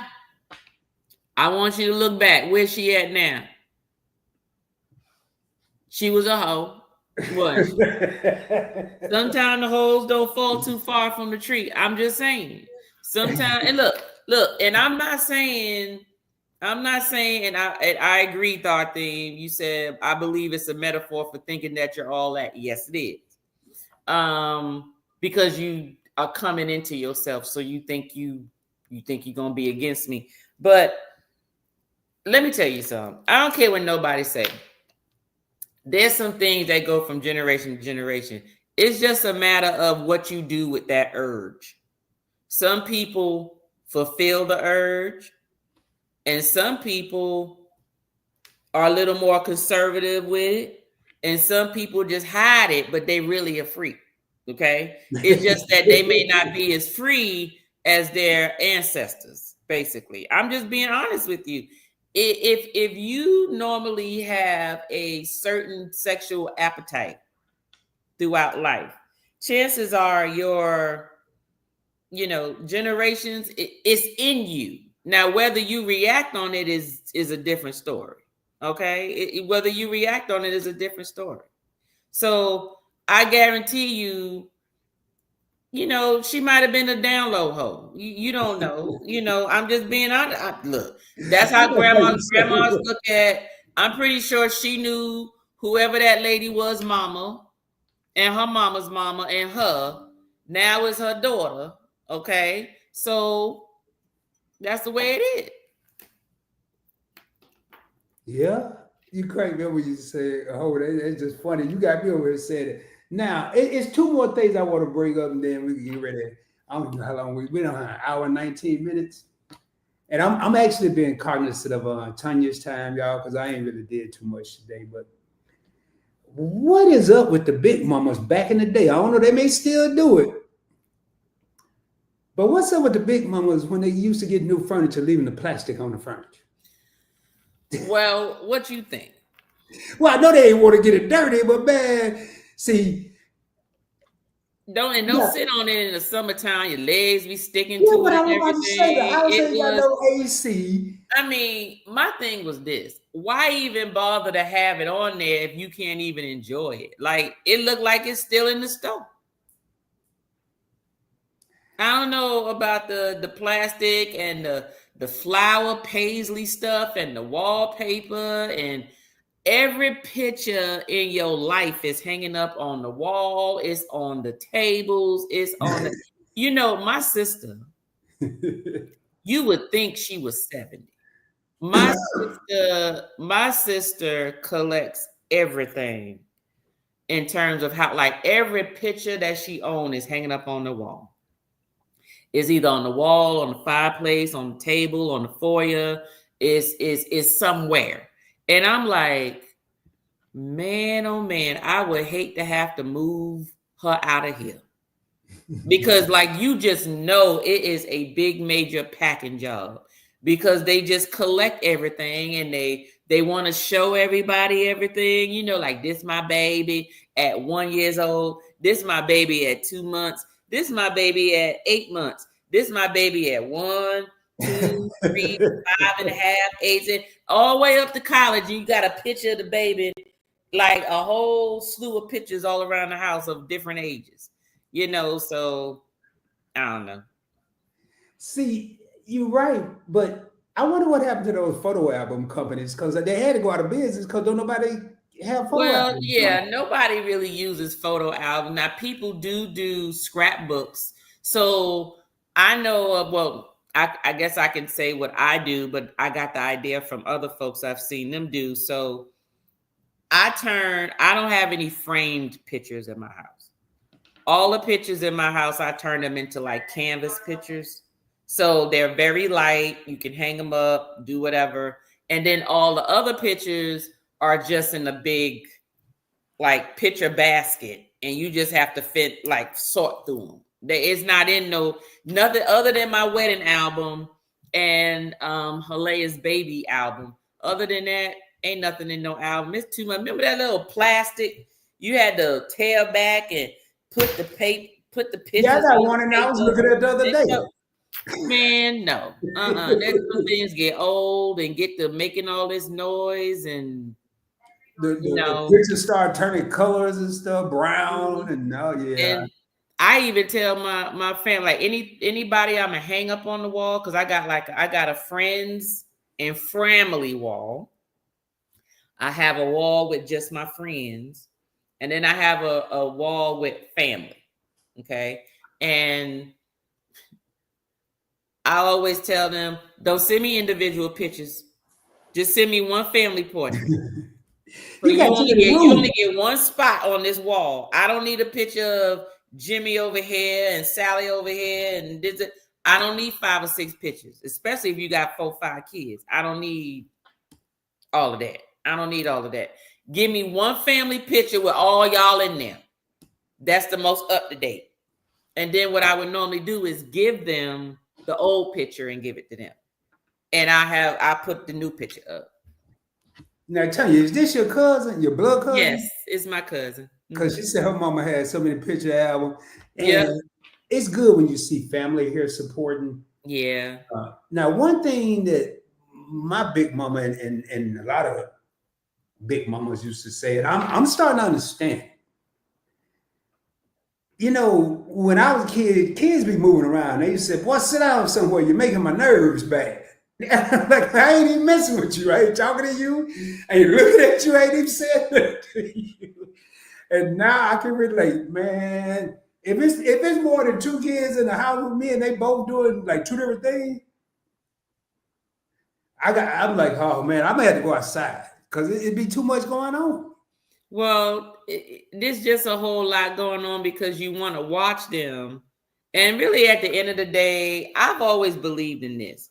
So I never really had an issue with kids running around my house. So what I used to do is, because my daughter, she's like the only child here, right? Of course, Mhm. her brother and sister, they lived in another state, right? Mhm. So they would come in the summertime and stuff like that. But on a normal basis, to keep her and her cousins together once a month, I would have all of them at my house.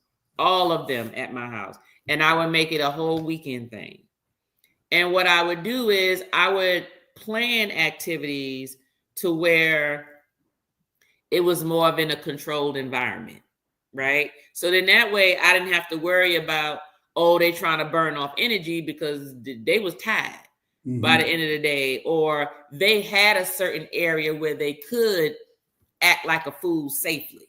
You see what I'm saying? I didn't have to worry about it. I'm like, as long as you upstairs, ain't nothing upstairs that you're going to be able to break or get into, because everything that you could get into like that is downstairs. So upstairs, have your fun.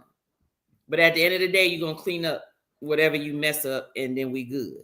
So I didn't have that problem with, like, sit down, you making me nervous. You know, that occurs probably more so now, because once my daughter got to a certain age and she wasn't of the age anymore where you got to watch kids, you know, 12, 13, 14, they ain't doing nothing but playing video games or sitting on their phone or on the computer.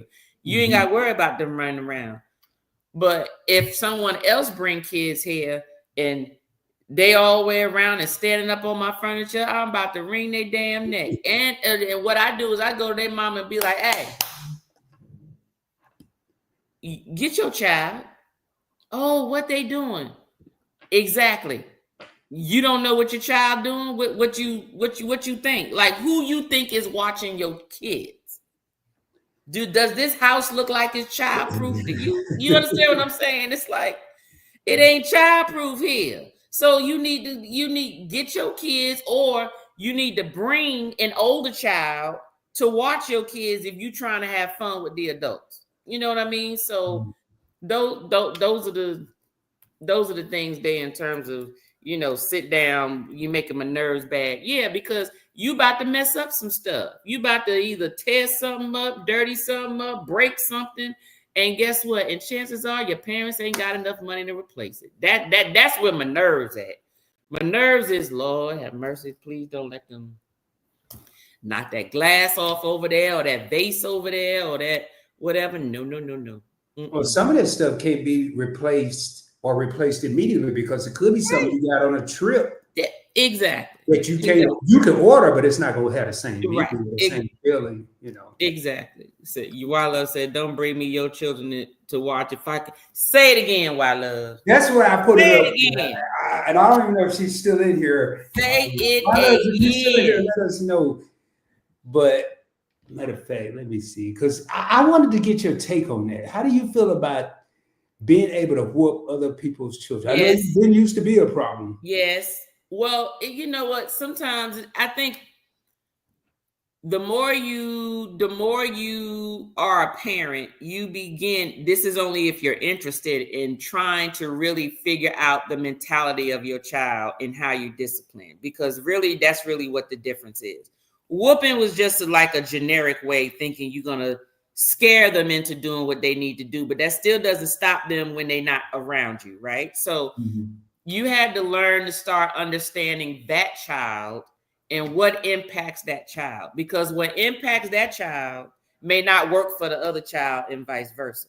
Okay. So when people would bring their kids to me, my whole thing is, when you leave your child in my care, they my kid. That means I'm treating them like my kid. That goes for discipline. That goes for saying what I need to say. That goes for what I'm feeding them. That goes for making sure that they're taken care of, that they clean, their hair's done, their ears is clean, nose ain't running and snotty, they change, they having fun, they doing things. I'm going to treat your child like I treat my child. My thing is, if you don't like the way I treat my child, keep your child at home. Period. If you feel that I can't say anything to your child, keep them snotty, badass kids at your house. Don't bring them over here, because I don't have time for putting them in the corner and they are jumping up and down on my damn couch. Okay? Or you in and out this refrigerator running up my light bill. Just like I said, okay? Or you running in and out the house and I do got air conditioner on, you making my light bill go up. Okay? So yeah, I believe, preach again, Wildlove. That's exactly. I'm like, If you don't like what I do with your kid, you can trust me. I have no hard feelings. Take them damn snotty ass kids back home. I don't like kids like that anyway, bro. I'm serious. You can ask my child. I like my child. I like my child. Not everybody else. I don't like nobody else's child unless they well behaved. If they not well behaved, trust you me. And you know when your child bad. Please note, if you brought your child to my house and you know they bad, I was talking about their ass and I was talking about you too, because that's why they bad. So I don't, as long as kids they listen, nobody's saying I'm not going to allow them to be kids, because if I know kids are coming, I'm going to make sure they have a space where they can be a child, right? Safely, where they can still have fun and do what they do and they ain't got to worry about an adult telling them stop, no, sit down, do this. A child don't want to hear that all day, but you plan for it. But I don't like nobody kids but mine.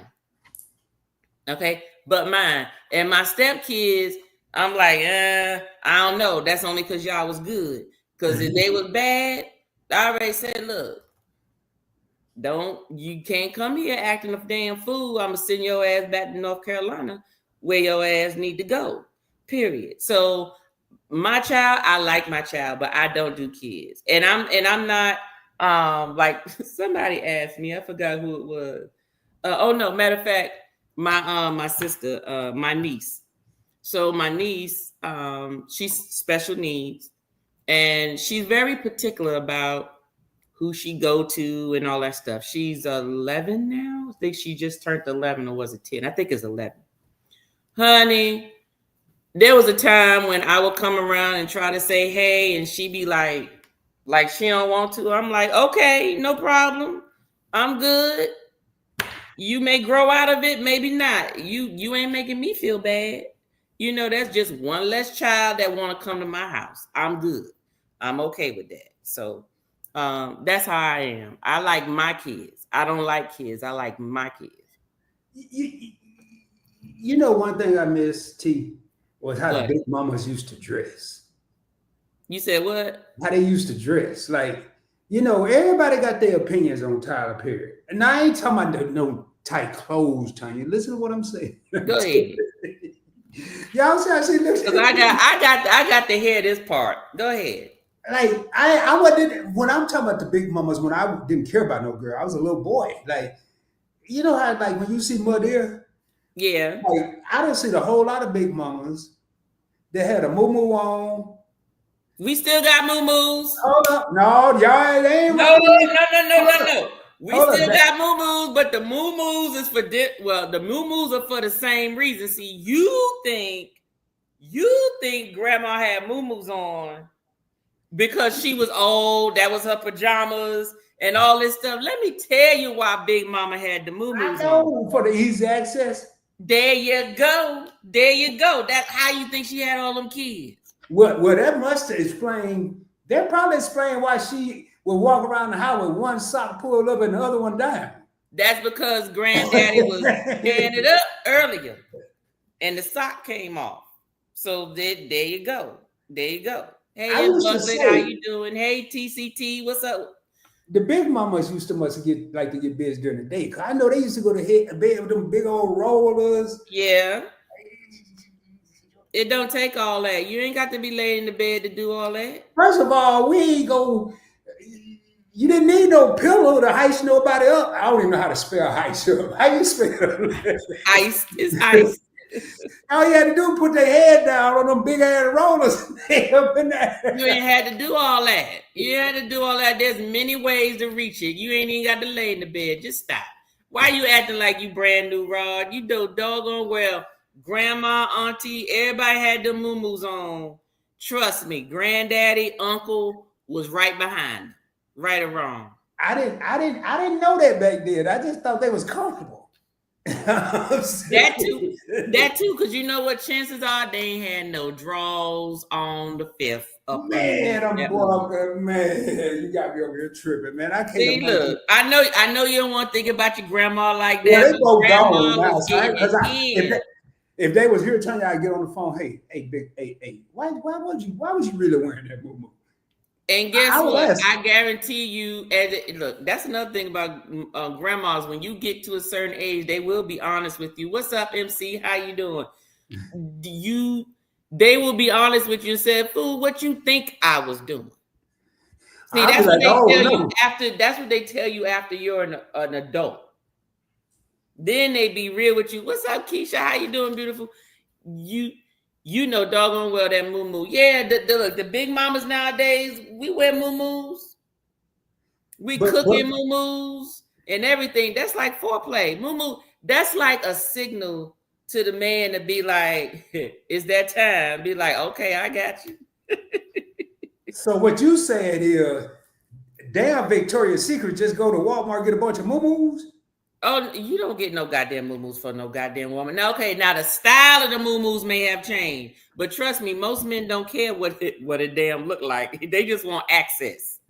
Can I lift it up real quick, get what I need to get, and keep it moving? I That always is it. wonder about that one sock though, because they they had what's it usually be the left leg be up. I used to think that I used to be think my grandma was an OG. She had that left sock pulled all the way up to the knee and that right sock be down about. There you go. Oh Lord. Because let me tell you why. Because grandma was trying to keep her footing during the action. So one slide halfway off and the other one stayed up. That's all that was. No, man. She had now them house shoes make sense. Cause both of them had my grandpa had them house shoes, them leather, well, they weren't leather, them pleather house shoes that there was only half a shoe, your back of your foot kind of be out. It still be on the shoe, but Yep. boy, they was acrobatic back then, boy. I wish I Yeah. could have been a fly, not really, but I wish I could have been on a fly on the wall, boy. So damn. Boy, it's amazing how I learned something every night. I never thought about the moo and the party that was going on. But see, that's what I'm saying. See, you was the child that just believed everything. See, I evolved. So all that stuff, a lot of that stuff makes sense to me now. I'm like, that's why y'all wore the moo-moos, or that's why y'all used to tell us this, or that's what used to be in that paper. Oh, that's what you did. See, and you still oblivious. I bet you still think your mama a virgin, don't you? No, man, no. My house, we ain't talking about no birds and bees unless we were talking about killing them. And we Oh, ain't talking about no storks because we didn't see, have no storks in Arkansas. We talked, my mama set us down and said, we're going to talk about how little girls and little boys show up. okay. Speaking of that, let me see. I wonder, did I tell this joke on the last live? About the swallow? Yeah, never mind. Then yeah, I already did already.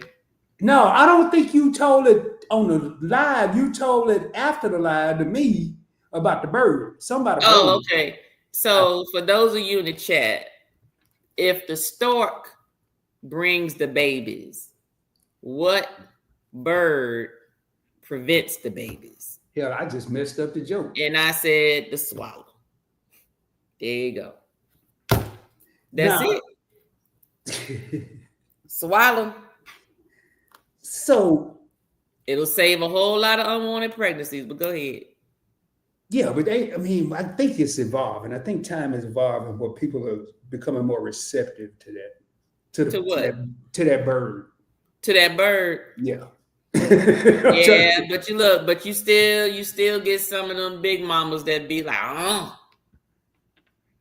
ain't doing that. Hey Lisa, how you doing? Yeah, Yeah. look at Lisa's face. Nah, we ain't talking about no stocks today, Lisa. You in the wrong you in the Lisa, you in wrong the anything goes channel. This the you in point the blank wrong channel experience. today. I knew this was gonna be a good one. When I was sitting at the bar last night and I drinking it, and there was a damn duck at the counter eating. I said, "Man." Thank you, Amelia. Yeah, she said I said it last week. She said I did tell that joke during the live. Oh well, hell, we need whoever said that. We know they were paying attention. Then Hey, who said like that? Liz from Carnival Cruise Addict said that's how you can tell if a girl love you or like you. Now I got a question now. Yep. Well, who cares? I'm asking anyway because I'm curious.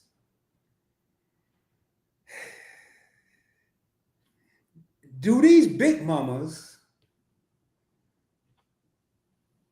what they doing these days, since it seems like so many men are having problems with What do you like mean they having problems? Tanya, I'm about to get there. I'm trying to Oh, okay. be politically correct. All right, well, here, let me just go and say what I'm thinking. It's a whole lot of men that can't get it up. So what these big mamas doing? Ain't no well, we know about toys and help and doctors, but I mean, What they doing? Well, there's two things they doing. It all depends. If she determined to be with that man, she gonna be like, what that mouth do? That's number one. hey, There's other ways to go about it. Sometimes you feel like a nut. Sometimes there's different ways to get there. Okay. but go back Big though. Mama, Big Mama, believe it or not, she getting her groove on. I don't care what you say. She got the little boy that come over that fixed the toilet and mow the lawn and stuff, and she pay him a little extra money, and he handle business. You I'm seen that sure. movie on Tubi called The Lawnmower Man? You should watch it. It's You said hilarious. it's called The Lawnmower Man? Yeah, On what? Tubi. Oh Lord, I ain't messing with no damn Tubi. Every time I speak to someone that been watching Tubi seem like it's always something going on Tubi. I'm Tubi like, is for people like me that don't care about acting, don't care if I don't care if they say cut. I don't care if they mess up the lines and go back. I don't care. that's that. So you watching them rated B movies where it's just like they just get Joe Schmo off the street and say these lines. I be watching some stuff that the stuff I be seeing on there will have you messed up in public. Because it See? have you. Tubi is the new thing that have adults thinking they superheroes. You know how the kids used to think they can watch Superman and fly and stuff. Yeah. I know we get a little bit off topic. We'll get back though. But now you watch Tubi and you think you can go to the grocery store and say something crazy to that woman just because you saw it on. Oh yeah, no. But that just goes to show that's why Oh, everybody can't watch certain things because they can't discern what they should say and what they shouldn't. Amelia said they're asexual. Amelia, that may be right. If her sex drive is gone and she wanna and the Lord is her boyfriend, then yes. They are asexual, meaning they just don't do it anymore. Like they just grandma got cobwebs basically and she's not thinking about it anymore. And then you get some grandmas, they get some big mamas that are like, oh, I need some plumbing, I need my plumbing unclogged or whatever, and they will find the lawn boy, the pool boy, the maintenance man, whoever, to knock the dust off every now and again. It ain't even gotta be somebody that she dealing with on the regular. It Tell you may the way you be. say stuff is cracking me up. Like you say, can y'all in the comment? Can y'all imagine hearing a big mama say, "Hey, what that mouth do?" What that mouth to look? Now you talking about knocking the dust off. Okay, yeah, but you was just talking about big mamas in the club. Why they can't say that? They gonna say that what that mouth do. They may not say it in public, but they gonna say it quietly. Okay, and whatever, they gonna open up their little coin purse and give them a little bit of that money or whatever to keep them coming back, and that's it. That's out there too. That's out there too. Look, Dark Thing talking about this chat has morphed into event yours after dark. This ain't my topic, Dark Thing. This is Rod's topic. Rod came up with this topic last week, impromptu. It wasn't even planned. He said, we gonna talk about Big Mama. So well, I want to get something broad, that we can talk about all kinds. We can talk about Big Mama. Matter of fact, I'm gonna shift gears in a minute because I ain't gonna say the young folks didn't do this when I was growing up, but it always seemed like it was somebody big mama. Don't nobody get mad. I'm just telling you what I saw. When they went to church and got ready to sing that solo, it was a speech. Hey, y'all pray for me, y'all. You know the song gonna be bad if we gotta pray before you start singing. They doing their testimony and stuff. That's all they doing. Testimony, nothing. They just said pray for me. They ain't told you what's gonna happen. What they talk? I didn't know nothing. Because they may not need you to know what's going on. They just want you to pray and say, Lord, you know what's wrong with Sister Bertha, and whatever it is, you're gonna work it out. That's all she wanted you to do. And see what another thing that get me telling you, I knew you was officially a big mama when I was a little boy, when you went to church with that big gigantic hat on.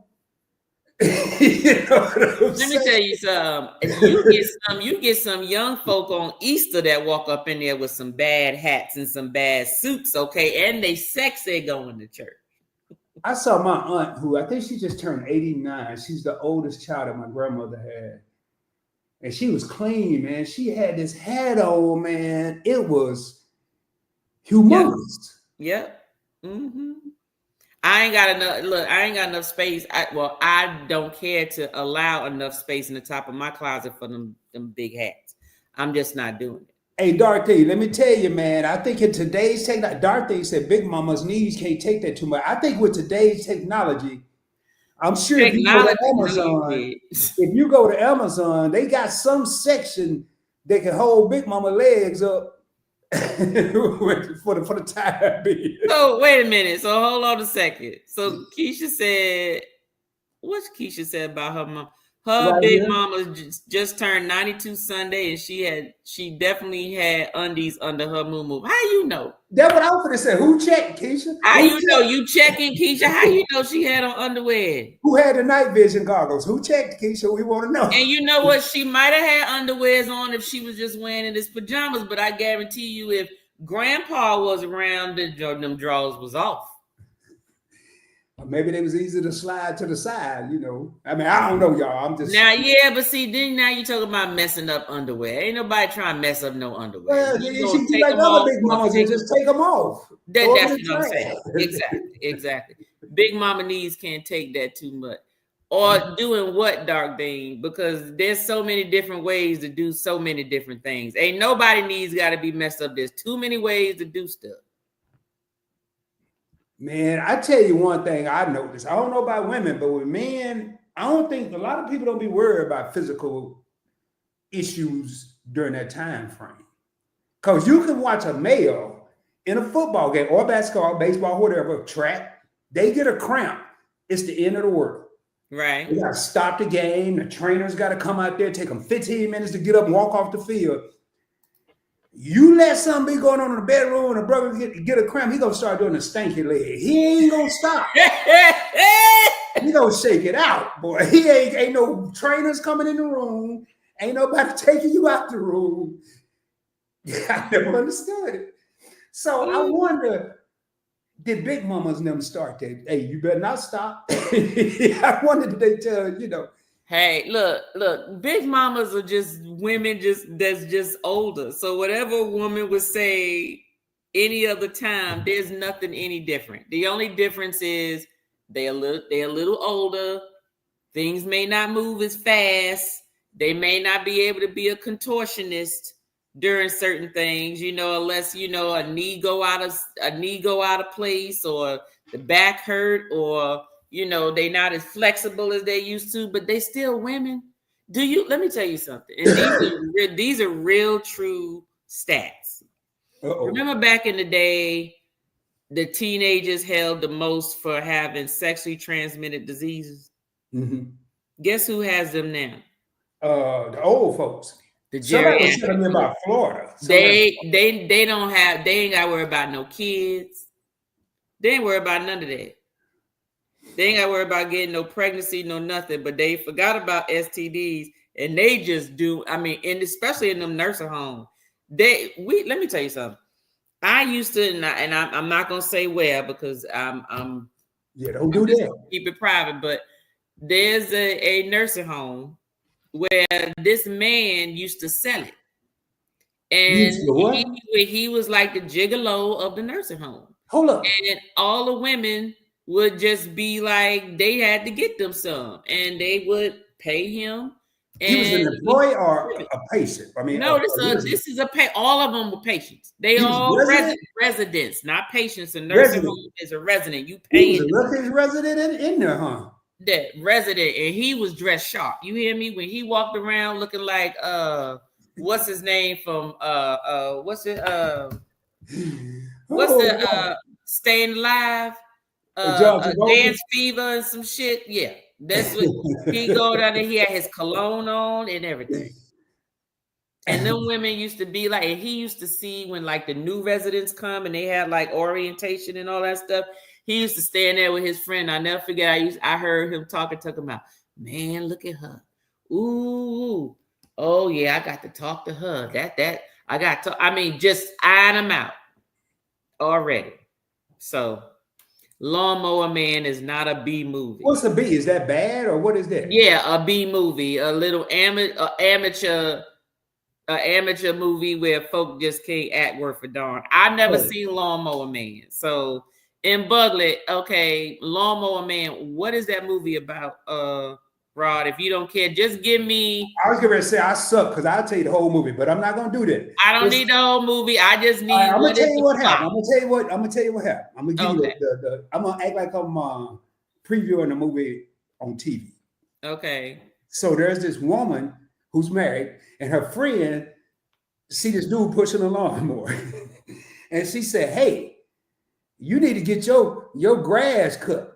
All your grass right there, they had my attention.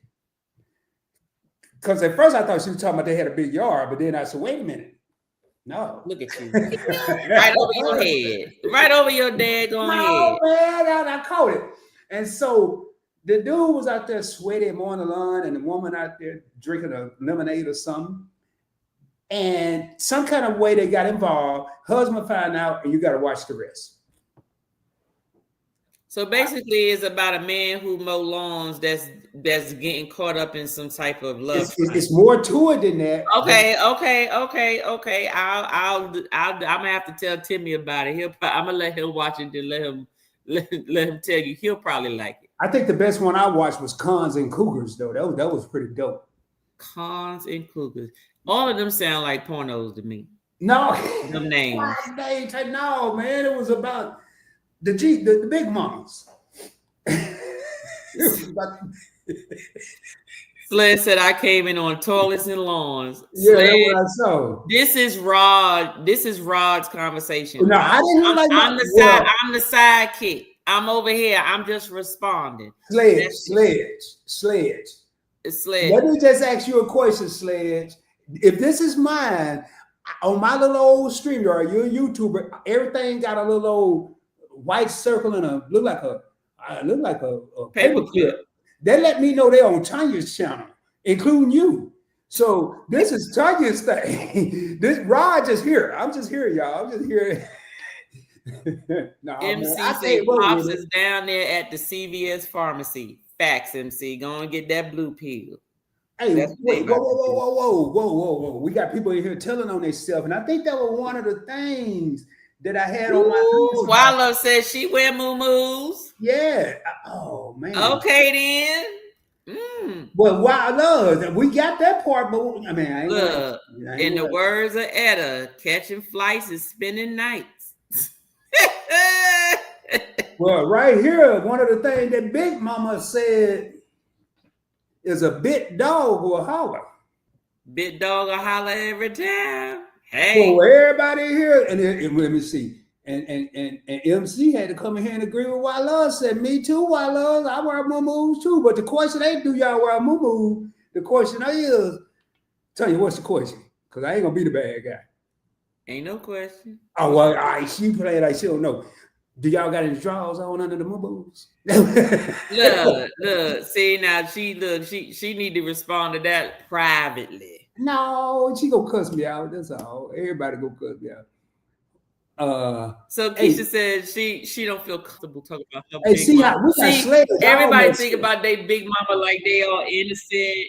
They didn't do anything. Let me tell you something. The big mama didn't have all them kids by just being at church all day. Doc Thing said this chat now requires an advisory. This is Rod's conversation, y'all. I'm just responding. I am reacting to his. Keisha, I got one question. Whose channel are you watching from? It don't matter. It don't matter. We both out there. They just click on probably the first one they saw. No, they clicked on the one that's no man. This is ours, and I'll claim it, man, because this is real life, and that's what I want to talk about with T, because I know we both have a lot of opinions, Yeah, a lot of truths, and maybe some falses. I don't know, but so far, hold up, my 16-year-old looking on my shoulder with a comment on the screen talking about what y'all talking about on there. Hey, I'm glad mine said Lord, have mercy. hey, look how messed up they got Sledge. Sledge over here calling. He done gave Keisha a whole new name, Ruiz. Ruiz. He done gave her a whole new name, man. But hey, y'all. So what I learned today is the big mamas of yesteryear are no different than maybe some of the ladies whose children have had children who are now grandmothers. It sounds like Big Mama of old was just a different type of freak. Ain't no different type of freak. Yeah, that's just in folks' head. Because let me tell you something. You know how you ever known of somebody with like a young girl, like teenager, and she always fast, always up in the boy's face, always out in the street, whatever. First thing most people say is she gonna end up pregnant with some babies. And then you look at the young girl who just stay in the house all the time. And then you realize the one that stay in the house all the time was getting her socks knocked off. And she ended up with the babies and not the one in the street. So see, all I'm saying is it's about perception. Hey, tell me, why they gotta be getting their socks knocked off? But anyway, only because you said socks. Only because you said socks. So that's why I said it. That's the only reason. So you can relate, basically. So, you know, and I say socks because usually if it's like that, then that means you usually in a position where it's real quick. You're not there for a long time. You're just trying to get it in and be done. Okay. But my thing is Big Mamas was having the same funds as though the same type of fun and the same wants and needs as those women out there that are just a little more free with their expression. Same thing. It was just one was more conservative about it. There was a freak in the sheets and a lady in the streets. Okay. And then the newer ones are just like, you already know what it is. Why do I need to act like I'm, that I don't want it? Yeah, I do want it, but I'm not about to sit up here and tell you I want it. So that's it. They all want the same thing. It's just how we look at things. Just like when you get kids who think that their parents are like these perfect people that never did anything wrong ever in their life or whatever. The same thing. You just have an image about them and you can't relate. There are some men who also look at their wives the same way, There are men who put their wives on a pedestal and they wouldn't dare, even if they wanted to, do certain things, even though they could, but they wouldn't dare because they may associate a certain act with some hoe on the street versus their wife. You understand what I'm saying? So it's all about how you perceive somebody on what you think they would do or would be open to do. So definitely. Thank you, Keisha. Those definitely sound like X-rated B movies. And Keisha, I have a brother-in-law who look at Tubi, and every time he talk about one of them, I'm like, please, can you talk about a movie that ain't all about this? It's always something. Yes, go ahead. Your Honor, in my defense, I didn't want to watch Tubi. I was forced. You didn't want to watch Tubi. So what happened? Who making you watch Tubi? Is someone in the house making you watch Tubi? The TV. I'm about to explain it to you. Don't you got to log into Tubi? Nope. You got to go to Tubi. You don't just turn your TV on and it's on Tubi. I'm trying to tell you. I had Prime Video, BT Plus, MGM Plus, the baseball channel. Some of them was free, and some of them I had to pay for 30 days. Well, when they all ran out, what'd you do? All I had left was Tubi. Well, how you only end up with Tubi? Because I came to the conclusion I wasn't paying for nothing else. Why?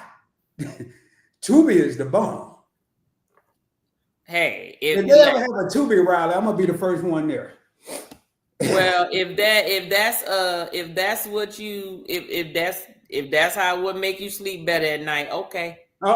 If you don't want to sleep, turn Tubi on because you ain't gonna get no sleep. It's too much going on, man. Now I don't watch the movies that say thriller. I just watch the movies that say drama. Yeah, exactly. Dark things. She put it on me. I did come up with the topic. First off, I'm not lying about that. You was on the live last week. We were supposed to talk about the next episode, and we never did. You know why? Because during the live last week, you said, yeah, Big Mama. Where all the Big Mamas at? Matter of fact, that's gonna be the subject. And that was it. We ain't discussed the topic. We ain't get back on the phone to say, hey, like what topics within the topics you want to talk about? Nothing. It was just Raw said this will we doing. I showed up, and that's it. Happy early birthday, Keisha. Hey, somebody else had a birthday in here. Shay or Shasta or somebody early. I can't get back to it because it was somebody's birthday. Was it Shay Adventures? Taylor, I believe, or something like that. It was somebody that came to see this topic that you came up with. Oh, okay. I mean, I think it was Shayla or something. I don't know who. Oh, okay. Wait, what did they say, Tanya? Tanya, you didn't even fix us up a drink tonight for this discussion. Yeah, Tanya, you didn't fix a drink. I did. I had Jack and Coke with lime. I was simple today because I got work tomorrow. Oh, speaking of which, we had 2 hours, y'all. We are about to say our closing remarks. I'm just gonna get through these last. This is the last call for comments. Let's see here. Tanya has taught me a lot since I discovered her over at Meet and Eyes Saturday Night Live. Yeah. And Keisha, man, Keisha is one of the biggest supporters. Yeah, she YouTube is. streets, you know. Amelia says straight to DVD. Going back, I'm gonna say, Keisha, I really believe your grandma had her drawers on. Mm-hmm. And Bugler said a B movie is an old movie, but yes, a bad movie. You know what movie had bad acting, but I still watch it and bought the dog on DVD. The Mac. What? The Mac. A lot of those movies had bad. Boys in the Hood had bad acting. Yes, it was very, very. Lord have mercy. It's just very. Mm-hmm. And Buglet said, "Event yours popped up for me because I'm subbed." Well, hey, M Buglet, then you can keep going over there, but subscribe over here too, because I'm trying to stay out the nursing home because I don't want to be like that dude Tanya was describing. So you look. First off, you looking at Tubi, and you see them folks walking around with moo-moos. All it's gonna do is get you to thinking.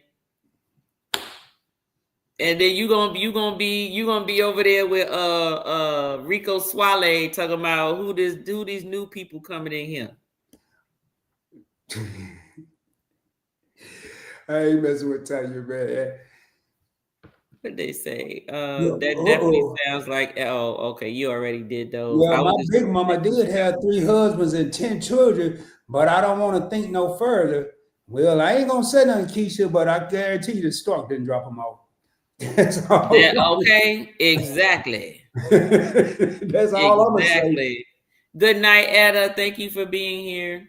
Okay, so in Bugley, let me take you on a journey real quick. Warmstrong Bill, I interviewed Bill probably before you became sub. I interviewed Tanya and Timmy. Man, you better subscribe to my channel in Bugley. Y'all I'm gonna say it, but hey, seriously, y'all, I appreciate. I don't care whose channel you're on. Tanya is really one of the few people right now that I would even allow to share.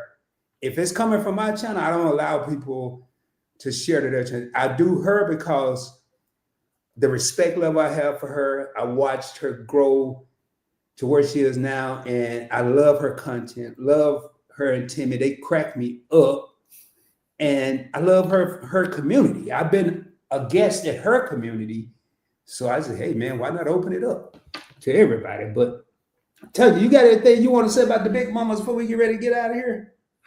No, not really.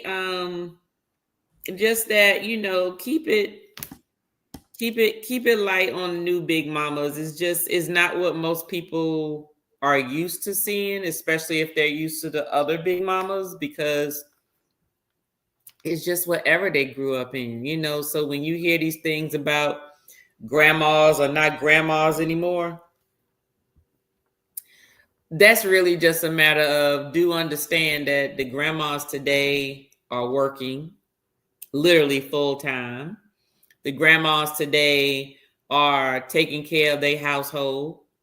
The grandmas today may or may not be married. The grandmas today, may have a deceased spouse. And then some of the grandmas today basically took care of their kids so well that they like, hey, my parents, I was a latchkey kid. I'm not going to do that to my child. So I'm going to give all my young years to my child so I can raise them so they can get up and go do their stuff. And I ain't got to worry about it. And then I can go live my best life because I done did what I need to do with them. Now I can go do me. So, so when they turn around and they ask, be like, hey, can you watch Ray Ray and them for this week? Be like, sorry, I'm on a trip. I can't watch it. But don't get mad about it. You just have to schedule it. No different than you have to schedule anybody else. It ain't just you just drop them off any day. And grandma ain't home every day like that. Grandma at work. When you coming home, grandma coming home too. Okay, so that's basically it. And grandma done did her time with you. So if grandma raised you as grandma meaning grandma to your child, if they raised you, they did their part. So don't get mad. So you do your part. Mm-hmm. So then you can live your best life. Right. So yeah, no, we living our best life right now. We living our best life right now. So in terms of that, that's it. Hello, Wrestling God. How you doing? Thank you for being here. We about to be done though. Yeah. But no, that's it for Big Mama. I just feel that people have their own opinions about who Big Mama should be and what a grandmama should be, but they only basing it on what they grew up with, and the benefits and stuff. And my whole thing is, if you go out here having kids thinking, oh, I'm gonna be able to drop my child, nope. You better be thinking about, act like you don't have anybody to drop your kid off to. Make your decision whether you want to have the stork or swallowed in. That's when you make that decision. Do I spit or do I swallow? Which I'm gonna do. Keep them birth numbers down and you be all right. Don't have a baby until you're ready to do it 100% of the time. If you're not willing to do it 100% of the time, don't even do it.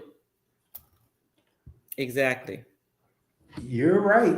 You're absolutely right. And I see we still have 16 people in the chat. I can't remember what number we got up to. And hopefully these keep growing. We will not be live next Monday. And I know the last Monday of the month, Tanya and Tim. What is it? Just the second, second and third, the second and third.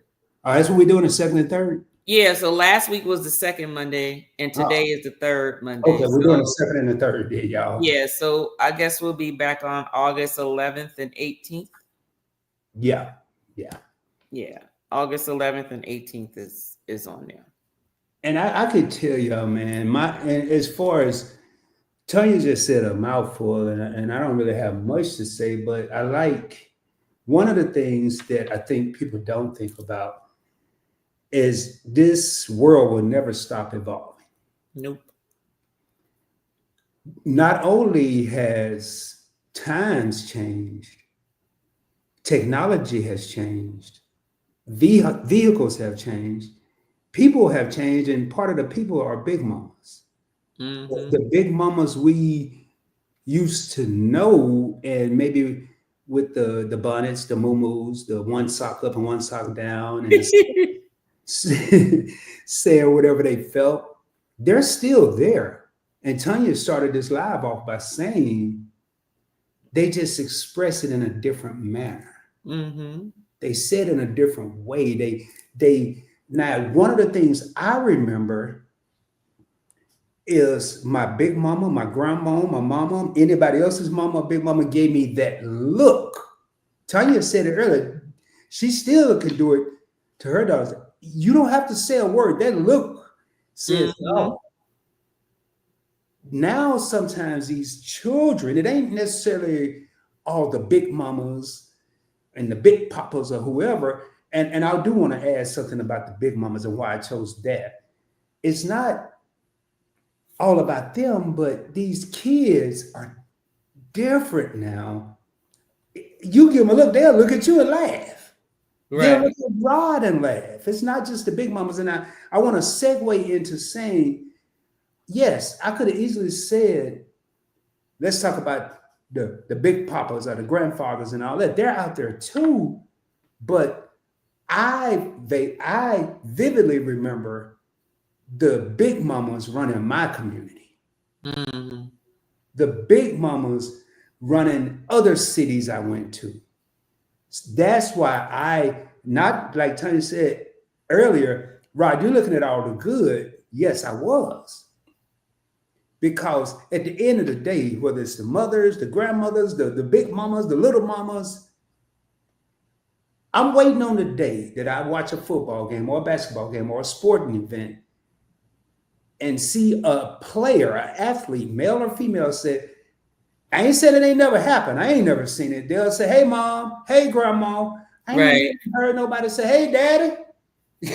You know, they are out there, but I've just never heard it. And that's always been when I started this live, when we started this live before Tanya came up, I read the definition of big mama. Mm-hmm. It's not just a family member, it's a pillar Right. of society. It's a foundation. I talk about it on my investment channel. You can't have a house without a foundation. You can, it ain't gonna last long. Right. That's true. The big mamas are our foundation. And the big mamas now may not wear a certain outfit. They may not look a certain way. They may look different than what they looked 3 or 4 decades ago. But I Mm-hmm. still believe there are big mamas out there that are the foundation that's taking and going to continue to take our children, our offspring, our youngsters to the next plateau. I And that's agree. how I close out with the big mamas. It wasn't a negative thing. It No, it was. was more so I wanted to kind of give my opinion after, because a lot of people will, especially a male, hear a male say, what happened to the big mamas? Why the young women?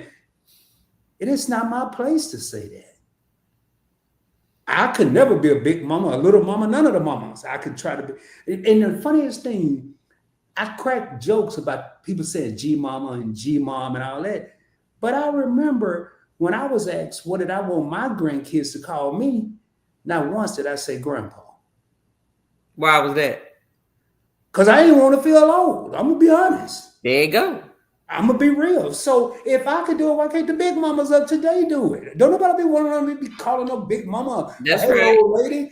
Or call me some, I don't know, G-pop or something. Make it sound cool, man. Do something.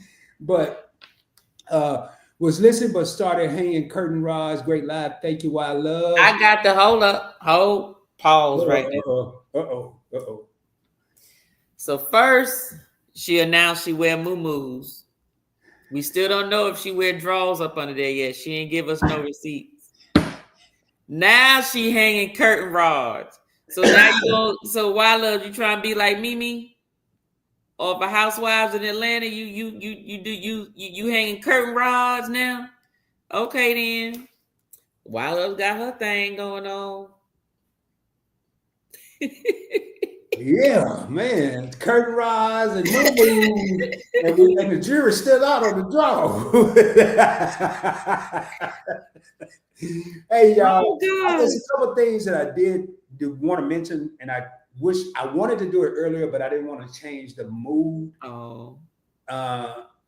Definitely today, and I heard it on the radio right before this live, and I couldn't have heard it described better. America was shook up today. I'm not saying everybody. Theo, as most of America know him, a lot of people don't even know Malcolm Jamal Warner's real name. They know him as Theo Huxtable. He will always be looked at as Theo Huxtable. And when I first heard the news, it was a group text sent to the Alliance by Anwar with a picture saying he had passed. And I immediately thought something negative. He passed? Oh, you didn't know? No. He passed yesterday. Oh, wow. Swimming accident in Costa Rica. He drowned. So what was he trying to do? I don't know. He was probably hanging with his vanilla friends, and they had him doing some stuff that he knew his black tail shouldn't have been doing in the first place. Luckily, God blessed me with enough mental fortitude to be able to sometimes shake things out. Probably about 40 minutes before this live, I was coming back from Kroger, and they played something on the radio, and Malcolm Jamal Warner was talking about how how close he is still to this day to Keisha Knight Pulliam, who was Rudy, and said it'll always be his little sister because he knew her since she was 4. And now their children play together and love each other. Wow. And it's so surreal how a TV brother and sister, now 2 real individuals, are so close from a TV relationship. I say that to say, prior to getting back on track of this isn't a bad thing, but man, we have to live every day like it's our last. Live your best life. You know, and one thing I want to say, while we are here judging and worrying about the little mamas and the big mamas, maybe enjoy yourself, and like he just said, and Timmy always say, live your best life. I guarantee you, we don't wake up thinking half the stuff that happened throughout the day is going to happen. We don't know. Now, with that being said, I do want to say happy birthday to anybody else that's celebrating a birthday. I know it's Keisha H's birthday today. I saw somebody else that was having a birthday. Maybe I was in the Griffin's Live. Says I got something. Hold on. Video file. Hold on. Okay. I want to play a July birthday thing. Can I share this? You should be able to. Yeah, I see it. I think I gotta add it. I think you have to open up the tab, baby. Check his happy birthday. Happy birthday. It's your birthday. It's your birthday. Happy birthday. Happy birthday. Happy birthday. Happy birthday. Happy birthday. Happy birthday. It's your birthday. It's your birthday. Happy birthday. Happy birthday. Happy birthday. Happy birthday.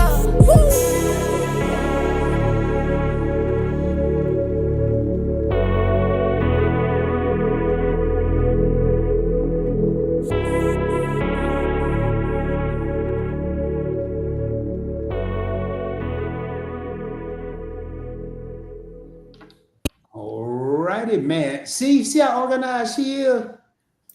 I'll be lucky if I tell you happy birthday. You need to stop. Nah, for real, I be forgetting, man. I put it in my phone though sometimes. Yeah, I realize one thing I realized since I've been retired is how unorganized I am. Well, I mean, there's no need for you to be organized. Oh yeah, it is, man. Yeah, it is. I think you do well with putting your content out. Every time I turn around, there's one you done posted and stuff like that. They all over the place, but they there.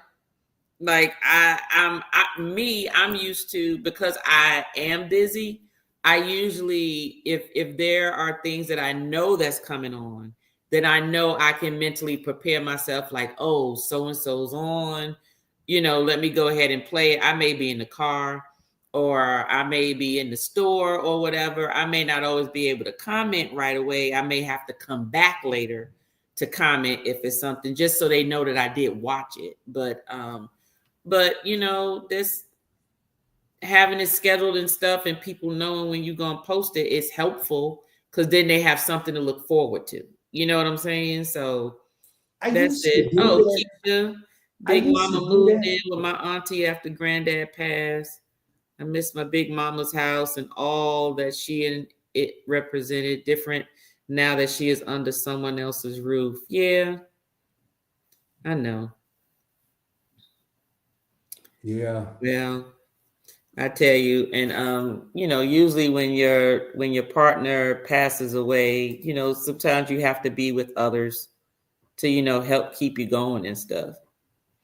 So, I gotta look at that. Keisha said Why Love's got a short showing her curtain hanging escapes, all very cute and demure. oh, and demure. Ooh, she got a short. Hold on, let's see that. Where that short at? Why love? Christian said that news made her sick while Tanya's pulling that up about Malcolm Jamal Warner. And then Sledge said he got caught up in a rip current. And, Ooh, and speaking of Sledge, he said that we go live the same time he go live on Mondays, but he'll come over after he finished, and we appreciate the support. okay. And Tanya just brought up a good point. I want to go back, and I'm glad she brought that up. Once we're at when I say we, I'm speaking of the Points Blank Network. I'm at the final stages of getting pretty much everything like I wanted, and I will go back because I used to do PBT on Wednesdays, then I did PBT on Wednesday and Sunday. Now that I got 3 channels that's all steaming, now I'm trying to find the days that I want to allocate to each channel. Because I agree with Tanya. But on the flip side of it, one thing I noticed, since I have been doing it randomly all over the place, I'm getting a lot more new. I'm averaging 84 new viewers to 16 old viewers, 16%. And that's what I want. So, Okay. who was this? Oh, Malcolm Jamal Warner. I am lost. Who drowned Malcolm Jamal Warner dead? Welcome, everyone. Thank you. And y'all, oh man, I don't think we're gonna ever. I'm gonna make sure. If it's speaking, I'm gonna go past it because I have to. Love said nobody wearing underwears under moo. Yes, I saw that. Thank you. So sad to hear that. Hey, Kristen, how you doing? And I would, but the only reason I'm not gonna play Why Love's thing on here is because I want y'all to go and look at it, so Yeah. you can get the views. Because if I play it on here, it's cutting off 13, 14 views. So I don't want to do that. I am going to show y'all one thing, and we are getting out of here probably in the next 2 minutes, if even that. As quick as I can pull this up. Y'all bear with me. The Griffin twins' birthday was this weekend. Yeah, it was the hell, man. Oh, never mind. I don't even know how to work. Man, don't ever get an Apple, boy. Y'all get an Apple. And now I got my whole computer. I don't even know what a live is no more. Oh, there you go. I'm gonna try and see what this look like. I'm gonna unshare this. Well, actually, give me 1/2 a second here. Okay. Did they change your stuff or did they just change my stuff? What are you talking about? On StreamYard. What you mean change? They changed a lot of things on mine. But when you're a guest in someone else's, it doesn't give you the whole setup like as if you're logged into yours. So I'm not gonna. All I see is private chat, comments, and then the little things at the bottom where I can share stuff. What the hell is that? A goddamn. I'm about to explain it to you, Tanya, and y'all will see more content like this because I came to the conclusion yesterday. I have to remember that my phone has cameras and all this other stuff. What y'all are seeing right there, This really happened, y'all. This is not screen Photoshop. I don't even know how to do all that. So yesterday, I was bored and I went to one place called Gloria's. It's a Mexican restaurant. They were closed. So I went to this place by my house, but I stopped at Sonic and got me a cream slush. And I went here to just sit outside on the patio and drink it. Well, this lady was holding this damn thing and I thought it was a toy or a stuffed animal. Y'all, this really happened, man. Until I saw his little foot doing this, his little, whatever you call it, web feet or whatever. I said, oh shit, this must be a cool animal. It's moving and everything. And then this dude was playing with it, and then I saw his head, and I said, man, this can't be really happening. They didn't put nothing in my drink because I didn't even order anything to drink here. I got a slush from Sonny. Okay. So Tanya, right when I thought I'd have seen it all, and I'm trying to figure out how can I record this because it would not get these people in my video. They took some kind of big towel and set it in the chair and put the duck in the chair.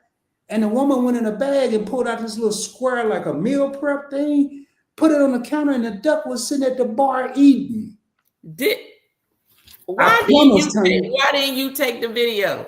Because it was people. It was so many people, and I had to go through it, get all their permission to be in the video. Okay, why you need to get? Let me tell you something. When you're in the public, if you're in public, you are down to be down with everybody in public seeing you. Well, what's the difference? Obviously, if you bring a goddamn duck to a bar, you're expecting people to look and probably take a picture or a video. Well, they was cool with me taking the picture. Let me take this down. They were cool with me taking the picture. And probably would have been cool with me doing the video, but I didn't know. But at all this was going on, the duck wasn't even in a stroller. And when they got ready to leave, they put the duck in a baby stroller. And that's when I took the picture. I said, man, y'all, I got to take a picture. Ain't nobody going to believe this. Yes, a duck. Where? Y'all, with that being said. Where were they from? Well, I don't know where they were from, but I was in Mansfield, Texas. Okay. And the only thing I could think of, maybe they got the duck when it was a baby and raised it. I ain't never seen nothing like this. I mean, this was a full-grown, big, giant duck. That don't make no dang sense. So with that being said, y'all, it is getting late. I want to thank everybody that came here today and participated with the live. And now, I'm not going to put Tanya on the spot. We're going to come up with our next topic. Stay tuned. Tanya unless she already had one right now. But look, don't be trying to make folk think that that I'm the one that come up with all the daggone topics. You ain't gonna get out of this one. Everybody heard you talk about this one. We're gonna alternate. Now, this was my idea. We're gonna alternate though. We like the next one you come up with, unless I come up with something, you said, well, that'll be better or whatever, or I come up with something, you said no, and I said that'll be better, whatever. But or if y'all have any suggestions, hit me on IG at Points Blank Travel at Investing with Rob. I'm going to work tonight on getting the Points Blank Experience IG login. It's somewhere. I can't find it, but I think I found it. So I'll look at that tonight. But we're going to come up with, so we talked about cruising and resorts. Now we're going to talk about Big Mommas. I don't know what the next one's going to be about. Any idea, tell you? Who knows? I don't know. I'm leaving it up to you, Rod. I thought I just chose this one. Okay, never mind. I'm gonna come up with something. See, y'all, she said no. Yeah. I'm pretty sure we'll come up with something. Because guess what? Life goes on every day, and stuff happens that will bring up something to talk about. So I think that's we'll do that. We got what 1, 2. We got about 3 weeks before we have to come up with another one. So we got some time. I'm pretty sure something gonna happen. So we'll touch base at least a week before the next live and make sure that so I will be thinking about some stuff and I'll send you some stuff to see what you think. So I'll probably go with it as long as I ain't got to come up with it. Hey, I agree now. Hey, Mbuglet, am I saying that right? Mbuglet? Mm-hmm. Okay. Said that they're not even showing it on the news in New York about him. as a See, I boy. didn't. Okay, the last thing I saw about Malcolm Jamal Warner was it was like this little post that said, um, you know, he will always be known as Theo, and they was talking about how Theo represented a good kid, you know, a good average black kid growing up and blah blah blah. I just thought they was maybe he said something about he's been in the acting world, but no matter what else he does, it's always Theo Huxtable, you know. So that's what I thought it was, and it might have been them saying that he passed, but this was something I saw a couple of weeks ago, so it can't be that. No, and I was trying to find it now, but I'm not going to look for it. It didn't pop up, but I did see on something that Bill Cosby said he compared it to the murder of his son. That's Wow. how he was feeling. Mm. And with that being said, y'all, I'm not gonna. Oh, Emily. She said you could call her Emily. Call her Emily in Buglet. In Buglet, you can just call her Emily. Well, I ain't gonna remember that, but I You try. gonna remember M? You could call her M. You see in Buglet, just say M. I am. There And you go. hey, why loves is right. I run into and see the strangest thing.